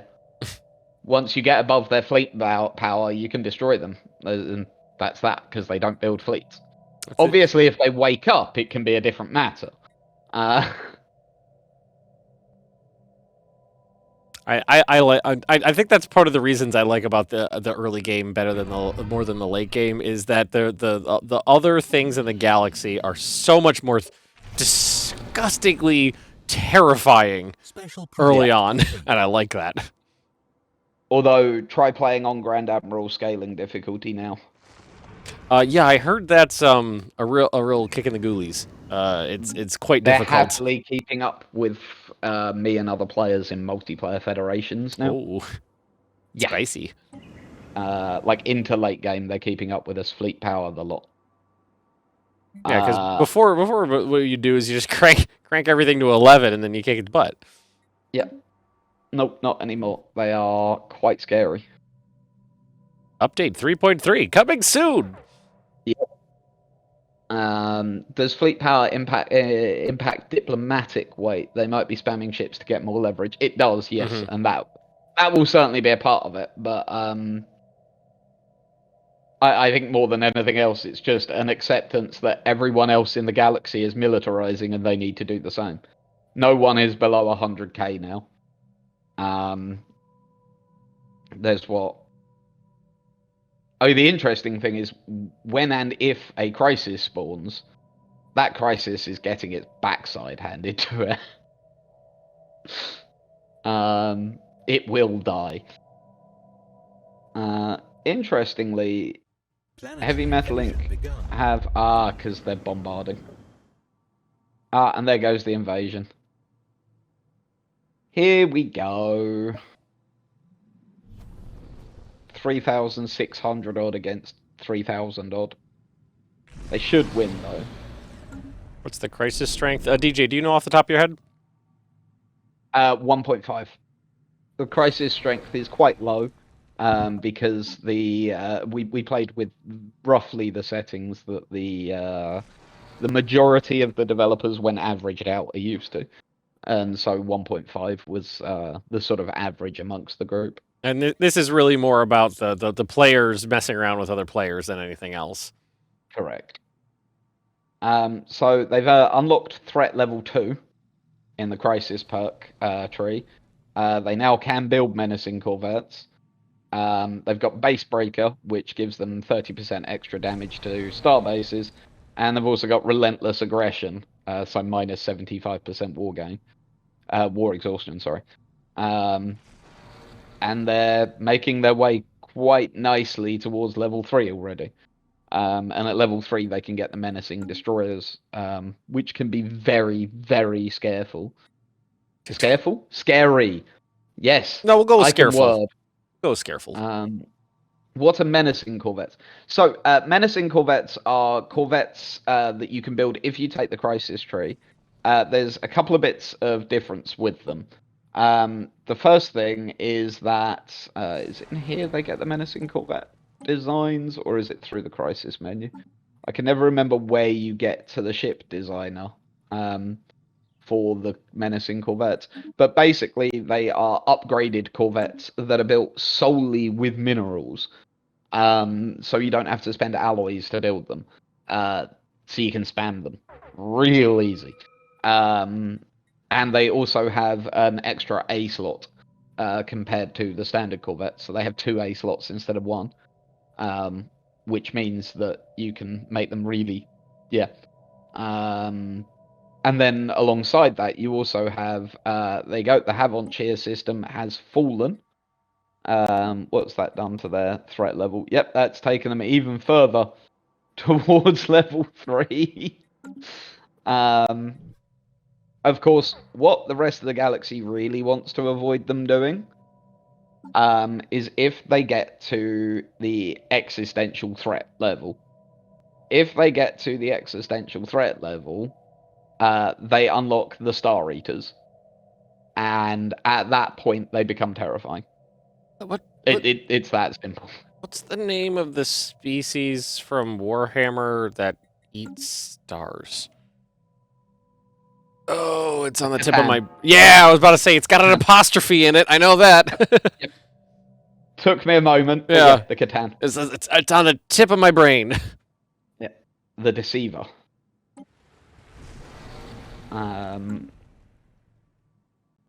And here we go. Another planet being invaded. Another system taken over. Enemy troops landing. And the fact that, to Narkerns be honest poking my with you, guns, yeah. last time, so difference. Last time an empire attacked this fallen empire whilst having the crisis perk, immediately Heavy Metal Inc. were moving fleets into position to start attacking them and caused that war to end much earlier than it otherwise would have, right? And stopped them from doing exactly what Heavy Metal Inc. are now doing. The rest of the galaxy shouldn't be letting this happen. This is very, very bad for the rest of the galaxy. The last time geography was on Heavy Metal's side, because they could just look over the border and watch the chaos happening, basically. But Yeah. no, everybody else is they're kind of alone over here to do their will. Well, Do no, their the bidding. Panicwealth, the Panicwealth are there. But they're moving their fleets away, not towards. Nobody in the galaxy care. I don't think anybody in the galaxy cares this is happening, honestly. Which is a massive mistake, yeah? Like, ignoring this is potentially sealing the fate of the galaxy. I feel like depends on your philosophical bent on life. Well, no, what I mean by that is, so when they finish this empire off, they'll get another 300. There you go, they've unlocked Peril level 3 now. So now they can build menacing destroyers, which are destroyers that you can very easily put up to 90% evasion. So essentially destroyers with the evasion rate of corvettes. Yeah. Also, they just got another 50% ship build speed on top of the 200% they already had. They're just looking to bring peace, freedom, and justice to their new empire. Is all that's happening here. So they're now at 2030. They're getting 250 for every world conquered, plus they'll get the 300 for destroying the empire. How many planets have we got left? Is it 2 planets left? 2 planets left, so 500 plus the 300 for destroying. That's 800. How much do they need for the next level? They currently need 880. So if they can pick up an extra 80 somewhere, they will be level 4 at the end of this war. Which means they can then build menacing cruisers, even better. And get an extra 50%. And this is the big one. If they get to level 4, their ship's weapons damage go up 50% immediately. When was the Becoming the Crisis thing added to the game? Nemesis. I say that was relatively recently, wasn't it? Beginning of last year. Okay. Or early last year, I should say. Not beginning, but early last year. They also get, if they get to level 4, Fly Swatter, which will give their destroyers an extra 30% more accuracy.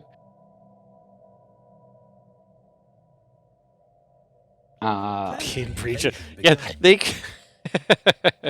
That's one they could do. They could just purposely break the law Planetary just to get the invasion points. I mean, they're up to 2,640 now. They're getting there. Yeah. They've still got those 2 worlds to invade, plus the 300 for destroying the Empire. So they're well over level 4. Oh, no. No, to get to level 4, they need 5,000, not... okay. No, it will take them a bit longer. Oh, okay, so they need And they're only just over 1,400. halfway. Yeah, they're only just over halfway. Okay. They need another 2,400. Oh, I'm sorry. Yeah, so- 2004. Yeah. Now they got a long way to go to level 4. Okay, that at least. Okay, yeah, that means they would at least they would have to get involved in another major conflict to get to the next level. Yep. If I were the Church of Gainz, right now, I would be very, very worried. Because the Church of Gainz is exactly the sort of shape of empire I'm looking for to finish this off. I reckon they can probably get themselves to level 5 if they take out the Church of Gainz after this. Just murder an entire galactic empire to make yourself more menacing. Oh! Ah, there you go, they've taken another planet, Unimar. Yep. Yeah, the Church of Gainz really is the low-hanging fruit at this point, isn't it? It's 171k fleet power, only 300 pops. Yeah, this is nearly up to 3,000 now. One more system to take. So they'll be at about 3,500 when they finish off the Fallen Empire, I guess.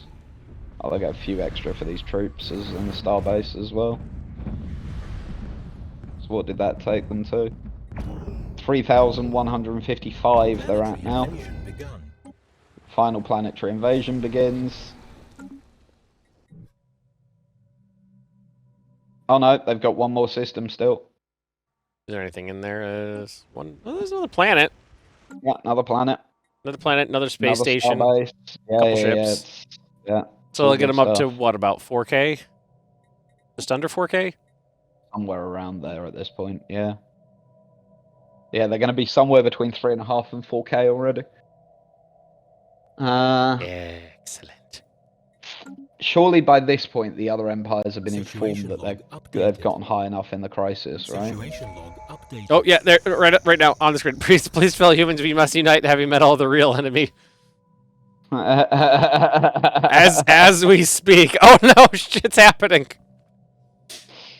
People have noticed. But And then heavy metal's up to 5. So they've gone up. What were they at when they started this? They were just over 300k. They haven't. No. They were about. They were somewhere in the 450s. So they've gone up a little bit, but not much during the No, war. they were at 320 when they started, and then they went down to 304. I thought they were well above that when they started this. I think they were like 100k lower than that. I'm I pretty don't know. Although, sure to they be were at fair, about 3. That's like one fleet of battleships to Yeah. them at this point, isn't it? So, Yeah. Not that it matters. But they've gone. They're growing larger. Yeah, and they're at 3,430. The invasion will take them up to. Good gosh, they're actually going to be over 4,000, I think. Or if not, then they'll be like 70 below 4,000. Because they'll get Destroy Empire, Destroy Yep, World, plus Conquer the or World. Conquer World. Yeah. So yeah, they'll be very close to 4K already. Complete. It's Special project complete. It's a whole thing, to be perfectly honest with you. And the rest of the galaxy is letting it happen. And there they are. And the Azanti Forerunners are dead. So, literally, they've just said, please, fellow humans, we must unite. The heavy metal of the real enemy. That sounds like something that somebody... that sounds like someone that doesn't enjoy drinking the Trappistine beer would say. And then, why do you persist on a path that will end the galaxy? All humans shall prosper together. This repeated nonsense of declaring us the crisis is outrageous. We're humans like you. So there seems to be an argument going on between the human game developers and Heavy Metal Inc. as to who is the actual crisis. Mm-hmm. Well, the human game developers have been sitting at the top of the world for quite a long time now, and there's finally someone nipping at their heels. And I will point out the human game developers have not taken the crisis perk. We are a bit worried about Heavy Metal Inc. destroying the Xenophilic Fallen Empire. That was the Doughnut Corporation, who's a little concerned. I would be much more concerned if I were the Church of Gainz, to be honest with you. One might even say that at this point I would be moderately terrified if I were the Church of Gainz. Just moderately. Yeah, they got over 4K, 4,135 Yeah, I was already. just looking at that myself. If they can get over 5K, starts to get really, really interesting. Heavy Metal Inc. Declare Heavy Metal Inc. a crisis is on the floor. Ooh, okay. And it is being opposed by the Commonwealth and the Horticulturalists, along with Heavy Metal Inc.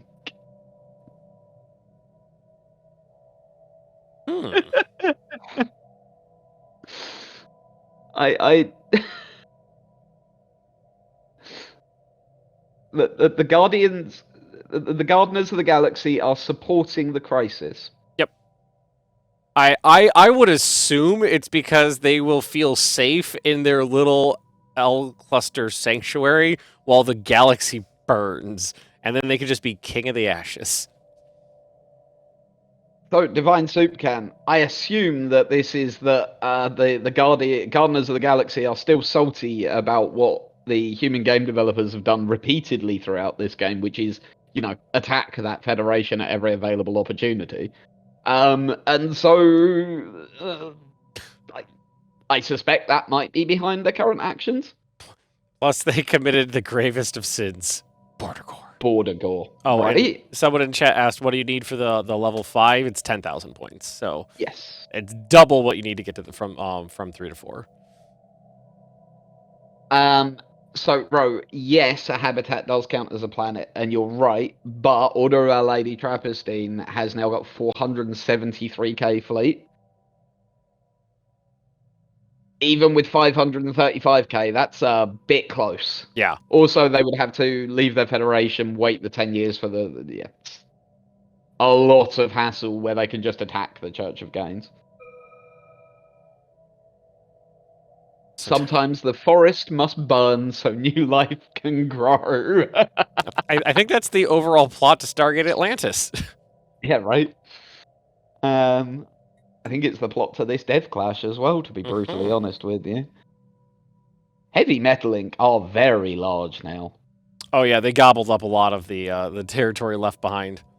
The interesting thing is they've chosen not to there is an awful lot of territory in their empire that they've chosen not to grab. Those little nublets of stars they have not colonized yet are bugging me honestly a little.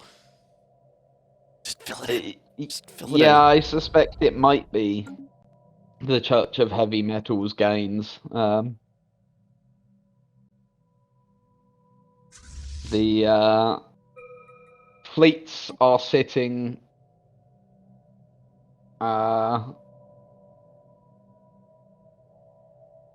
The fleets are sitting quite close to their borders as well.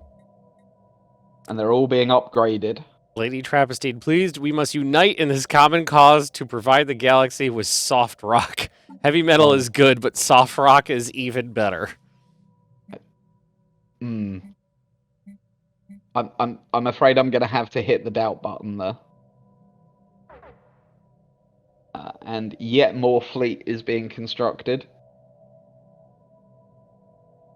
How much dark matter have they got? 5,000.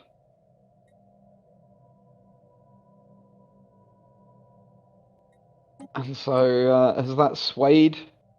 No, that swayed nothing.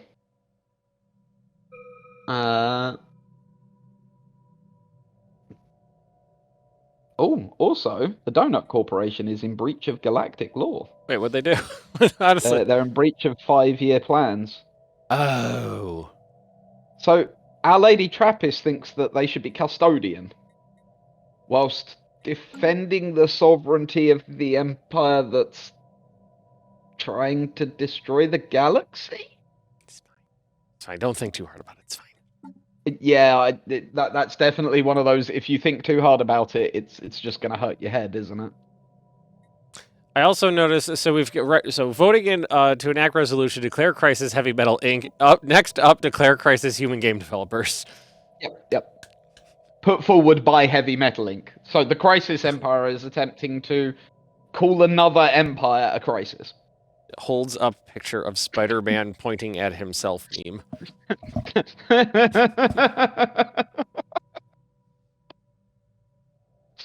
Oh dear. One of these days, maybe for the next DevClash, I'm gonna have. I'll set myself a reminder to print out a little stack of memes to put in a folder to bring with me when I'm doing some hosting. Also, it should be pointed out, between Heavy Metal Inc. and Order of Our Lady Trappist, they're now over 1 million fleet power. If you add in the Panicwealth, they're now at 1.25 million fleet power between them.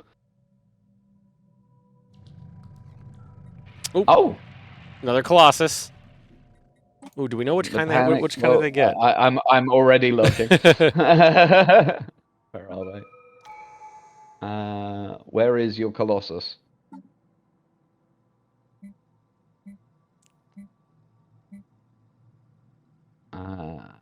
Oh no, they've only completed the project. They haven't actually built one yet. Yeah. Oh, sad. Human game developers are the only ones supporting declaring heavy metal. That's impressive. So Horticulturist, Commonwealth, and heavy metal are all opposing it heavily, and we've got 1, 2, 3, 4, 5 on the fence.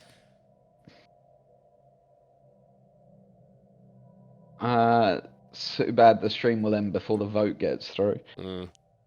We've got we might just make the end of this vote. We got 3 minutes and 450 days. It's probably moving slightly too slowly. Yeah, we planned that. It's called a cliffhanger, so you come back next week to find out. Yeah, find out the exciting conclusion. Although, I would invite you all to start thinking at this point about the vote. Oh, yeah. Greatest act of conflict. Yeah. So what do you think are the options available right now? So I would say heavy metal wiping out the Forerunners so that they can farm crisis points is on the list. Definitely. I think as well we've got both Order of Our Lady Trappistine and the Church of Gainz for their diplomatic pushing of the spiritualist tree. Yep, going down the tree. What are we at, level 4 now? Yeah, we are. Don't forget, the human game developers also wiped out a fallen empire. And although it didn't work out, I would put as an honorary mention the Commonwealth for attempting to destroy the human game developers' home planet with a Colossus. Oh yeah, that was it. Okay. That if that worked out, that would have been a wonderful coup. But unfortunately, if that had worked out, that would have been the winner. But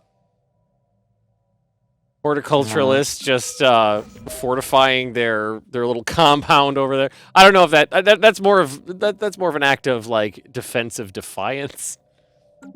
So Heavy Metal Inc. are up to 600,000. Oh yeah, they are. They are catching the human game developers rather rapidly. In terms of the ratio of fleet, but like human game developers, I think at the start of this were about 2.5 times their fleet power, and now we're almost even. Well, even the Commonwealth is now at 591,000. Oh my god, I didn't even notice that. Oh, and they lost a lot of their territory too. Hi, I just crashed. Maybe that's okay. It is 5 p.m. Yeah, right. And exactly 5 on the dot, DJ's game crashed. It's a sign. Yeah, right. F's in chat timing for DJ's parsec. Oh dear. Can you check the vote, please, Ben? Oh, yes. Oh, are we on mine now? Okay, you're now in charge of camera. Okay, we are on mine now. Yeah. So, there's no further supporters anymore. Yeah, it's done. And nominate a custodian looks like it's next up on here. Yeah, Order of Our Lady Trappistine becoming. So the actual current baddies of the galaxy are going to be democracied into not being the baddies by law.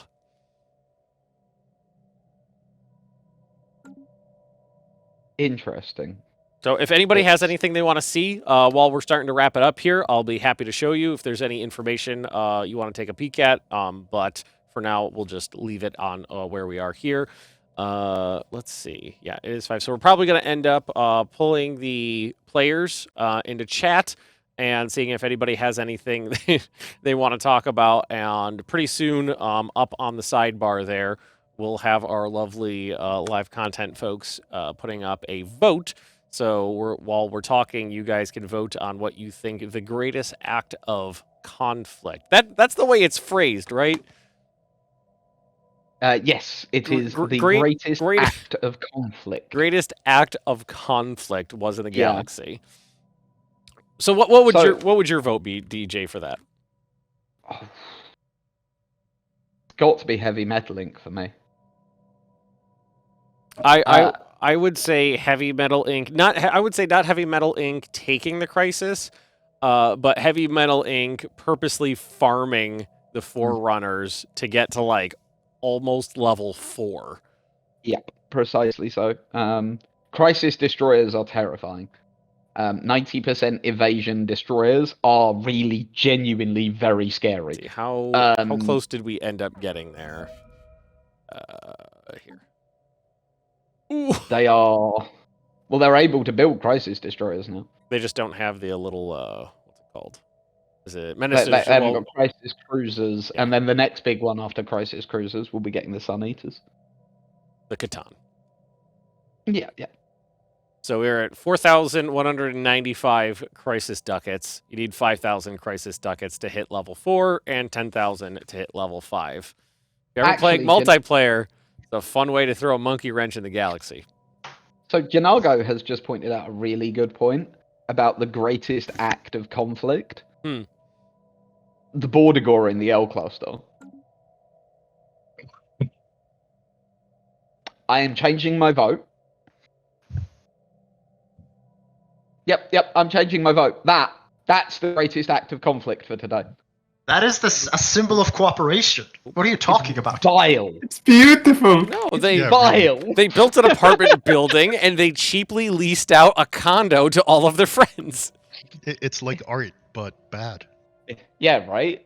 It's beautiful. We wanted to make a great Taurus, and we wanted people to partake and just admire the perfect circle of a galaxy. And if people will not help us to build that, then we're going to get the border gore. So, everyone, in chat, vote for who you think has committed the greatest act of conflict today, with a 1 through 9. And you can do so. And while you're doing that, we're going to have a very quick chat with all of the different teams. Starting off, in the order of the list on the side here, Heavy Metal Incorporated. Hello. Hello there. Why are you trying to blow up the galaxy? Who's trying to blow up the galaxy? You. No. You see, doubts. There are. They say that there's like books that can change a person's life. But when we took over the Crisis Core, I mean, they do kind of have a point. But the Jira Goblins, they're really excited about this sort of thing. But anyway, they're not in charge. We are. But they had a couple things that you could say rocked, like building ships out of rock, and we think that's pretty cool. Plus, this was kind of an accidental thing because we ended up, being nominated for Custodian, and then the Trappist asked that we unnominate ourselves, so we did it the only way we could think of, other than leaving the elected community. But we like that place. So you're not planning on building Sun Eaters? Nah, the entire galaxy would declare war on us. Huh? Like as if we were the human game developers from Earth, the true crisis. And you are you willing to state here now to the galaxy that you won't build an Aetheriphasic engine? Well, yeah. If we destroy the galaxy, who would rock out? I mean, it does sound like a big bang, but we prefer doing things a little more conventionally with the armies and things. Okay. We'll see if you can be trusted. So, moving on to Empire number 2 in our list, the Doughnut Company. Hello there. Hello! how do you think today has gone? Well, we stared down death at the start. Then we managed to quickly end that political debacle. That's very fine. We were there to save you. Sure. Then we opened up this weird construction that has been sitting in our borders forever. Some weird little ships went out and cleared up some of the systems that were actually like rightfully ours. So we went back, reclaimed those, and then we hopped in there. And since we are allied with the greatest producers of Gaia worlds in the galaxy, we then quickly had our allies build Gaia worlds everywhere, which we then promptly distributed in the most fair and logical way possible. You committed a literal sin against the galaxy, you know that, right? It will be even better when we reload the save and you can actually see our borders. Your version of the word better and mine are very different. Very, very different. So before we move on, any remarks towards the Heavy Metal Incorporated, who are clearly intending on destroying the galaxy? Well, Heavy Metal Inc. has never supported us. However, their greatest... How many systems did we take back for you? I was about to say, I'm sorry, early. I did watch them literally save you in the earlier war. And we would have destroyed their fleets if you guys hadn't been cowards and ended it early. I do not remember you ever being up in the northern parts of the galaxy. I took like 3 systems back for you. We must have not have noticed. You were not loud enough. Okay, we'll get better at that. However, that's their greatest discreditors and enemies would be the human game developers from Earth is not someone we would be able to trust. So currently, if this had been put forward by someone else, such as maybe their own Federation allies, we would have been a lot more trustworthy towards it. However, since this is a declaration from the human game developers, we do not trust the human game developers. Got you. So, moving on to our third empire, the Automated Support Unit. Hello there. Hello, organic friend. And how do you feel today has gone for you?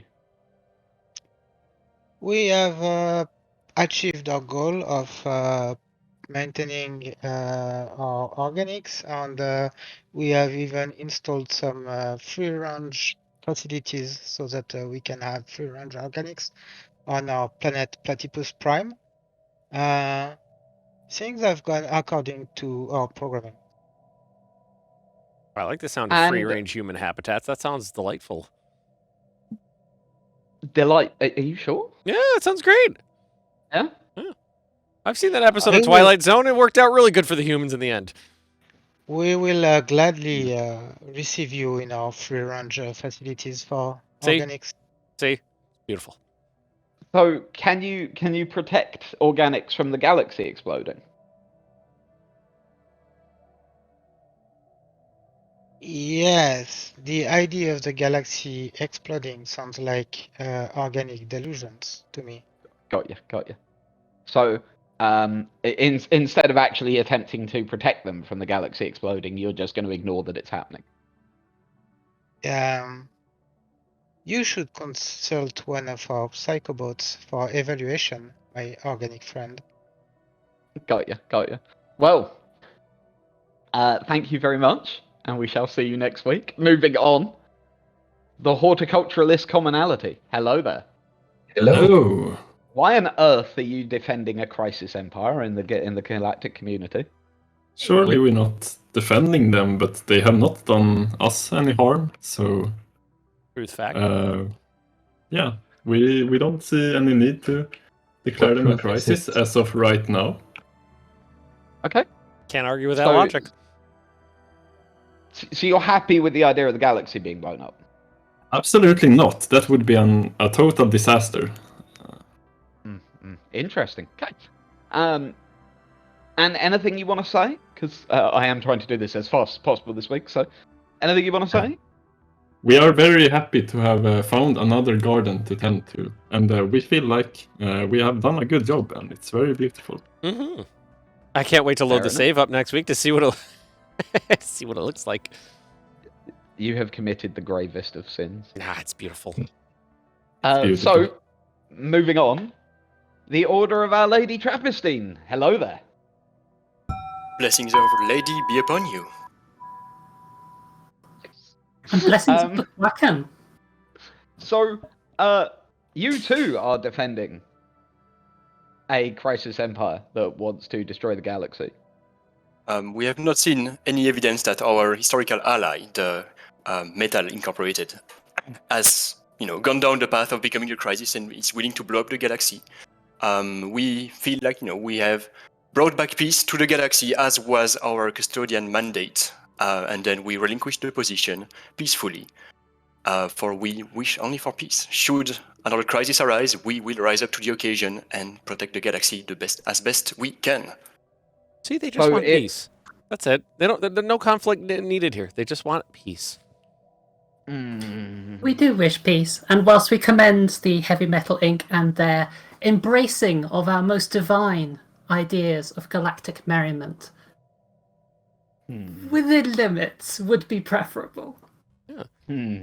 If there's nobody to oppose them, there will be peace. So, the other question I have to ask is, why is it that you and other empires have been consistently pushing for the poor robotic empires in the galaxy to essentially be made illegal? We have not pushed for robots to be made illegal or anything of the sort. I mean, the spiritualist tree is not nice to robots, is it? Only once we get to the end of it. Like right now, it's only fairly mild and tame. We are merely, disarming the science and everything. Have you seen the reduction in growth they've gotten from it? I have not seen it, but call that mild, personally. I do not think it is a concern for the galaxy, since all the robots here are in the galaxy. The automated support units are there to live in support of organics, not of themselves. Got you. Okay. It's like telling a Swede you're not allowed to go to Webelin. It's awful what you've done to them. So, moving on, the Earth Dolphin Panicwealth. Are you panicking yet? Sort of calm down. Calm down. In the beginning it was, a bit rough. Are you not concerned about the actions of your Federation friends? Oh, we've been not so panicking at all that we hardly paid any attention to what happened in the galaxy. So you didn't notice the Fallen Empire slightly disappear? Oh no, that one we have noticed, but I mean, they started taking our systems, so... Okay, so you're okay with the fact that they've just destroyed that empire? I would say it's first the human game developers started it. Like, they attacked another Fallen Empire. Ah, okay. So, nope, not concerned at all. That's fair enough. Any message for the galaxy? Not that I think of. Fair enough. So, moving on, the human game developers. Hello. Hello. How are you feeling? Well, as human game developers, we have recently felt an increase of stress levels working in the office. Ever since we fixed a few bugs, like 100 years ago, people have aggressively been trying to acquire our products, and we can say that we have succeeded in that a lot of people now can enjoy the full, experience of our products. But we would highly appreciate if people could be less aggressive when trying to purchase our products. Like you mentioned previously, the Fallen Empires were, I think, for the 4th time trying to get our products by force. And now we have established a more sustainable business model for them. So I've got a question. How does it feel to legitimately not be the bad guys now? Well, we have said from the beginning that we are humans, just like you. We just want to make the world a better place. And people insist on attacking us over and over again. And I don't know, is it love? I think so. I'd go with love, yeah. I mean, it would make a lot of sense, wouldn't it? They're fangirling, basically. I mean, they appreciate the product. Yeah, I can imagine Heavy Metal Inc. writing songs about it. Yes. I want to say I highly encourage Our Lady Trappistine to try to, see what is unfolding in the galactic community right now. We urge you to use your sanity for the best possible future for all of us humans together. So, I've lost my list, which means I cannot remember who was next on the list. Who hasn't Ben, spoken do you have yet? Any idea? You weren't going by the list I have here, so... Oh, I was going by the list on the vote on the side of the screen, because it was the only place... Because the game crashed, it was the only place I had the Empires list. Did we miss anybody who wants to say anything? The Commonwealth? Church of Gainz hasn't yet, I know, and the Commonwealth, I don't believe, have said anything yet. We are going to have to wrap up soon here, so if you guys have any parting words for us. Yes. Oh, go, Grant. Very important. Yep. Did anyone notice that we had the greatest conflict in the galaxy going on this entire session? And what was that conflict? Because not in the slightest. To be martial. We were in a conflict with our own economy for the entire session. And we were losing it too. A mighty task, that one. Yes. Also, I would like to give my disappointment to Heavy Metal Inc. I thought they were metal, but now it turns out they're just hard rock. What?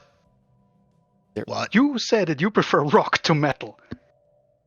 Disgusting. When did I say that? That's But lies. you said you want rock ships instead of metal ships. Well, I mean, you got to have a nice balance of rock and metal in order to, like the Trappistines always say, that the variety and something, inebriation and excess. That's Something the saying. That is how the saying goes, yes. I believe that is word for word how it goes. We need to get that added as on one of the loading screens for Stellaris right there, just right at the bottom of the screen. Yeah, right. We will send you the proper scripture. By the way. What was that, sorry? I said, as the Commonwealth, I still have a statement to make. Go ahead. I would like to hear the Commonwealth statement. We have shrunk a bit, but it is not over. The human game developers should be very, very afraid. We almost destroyed Earth. The Colossus was minutes from firing. In real life, not in game. No, wait, the other way around. It would have fired. It almost did. They got there just in time. Next time, they won't be so lucky. We've been arming the arms to the teeth. And I have noticed your fleet strength getting higher and higher. Spoilers. They should be very afraid. We don't really mind people on the other side of the galaxy if they decide to make some black holes over there. It's quite far away from us. If they serve our purposes, then, well, they do. And there we have it. So there's only one true crisis here. So we're going to say a big round of applause to Heavy Metal Inc. for, I believe it was the accepting of the general accepting and husbandry of the crisis won you today's achievement for greatest conflict in the galaxy. So round of applause for them. I couldn't have done it without all of you. Exactly. You needed bodies and planets to harvest to get there is what it was.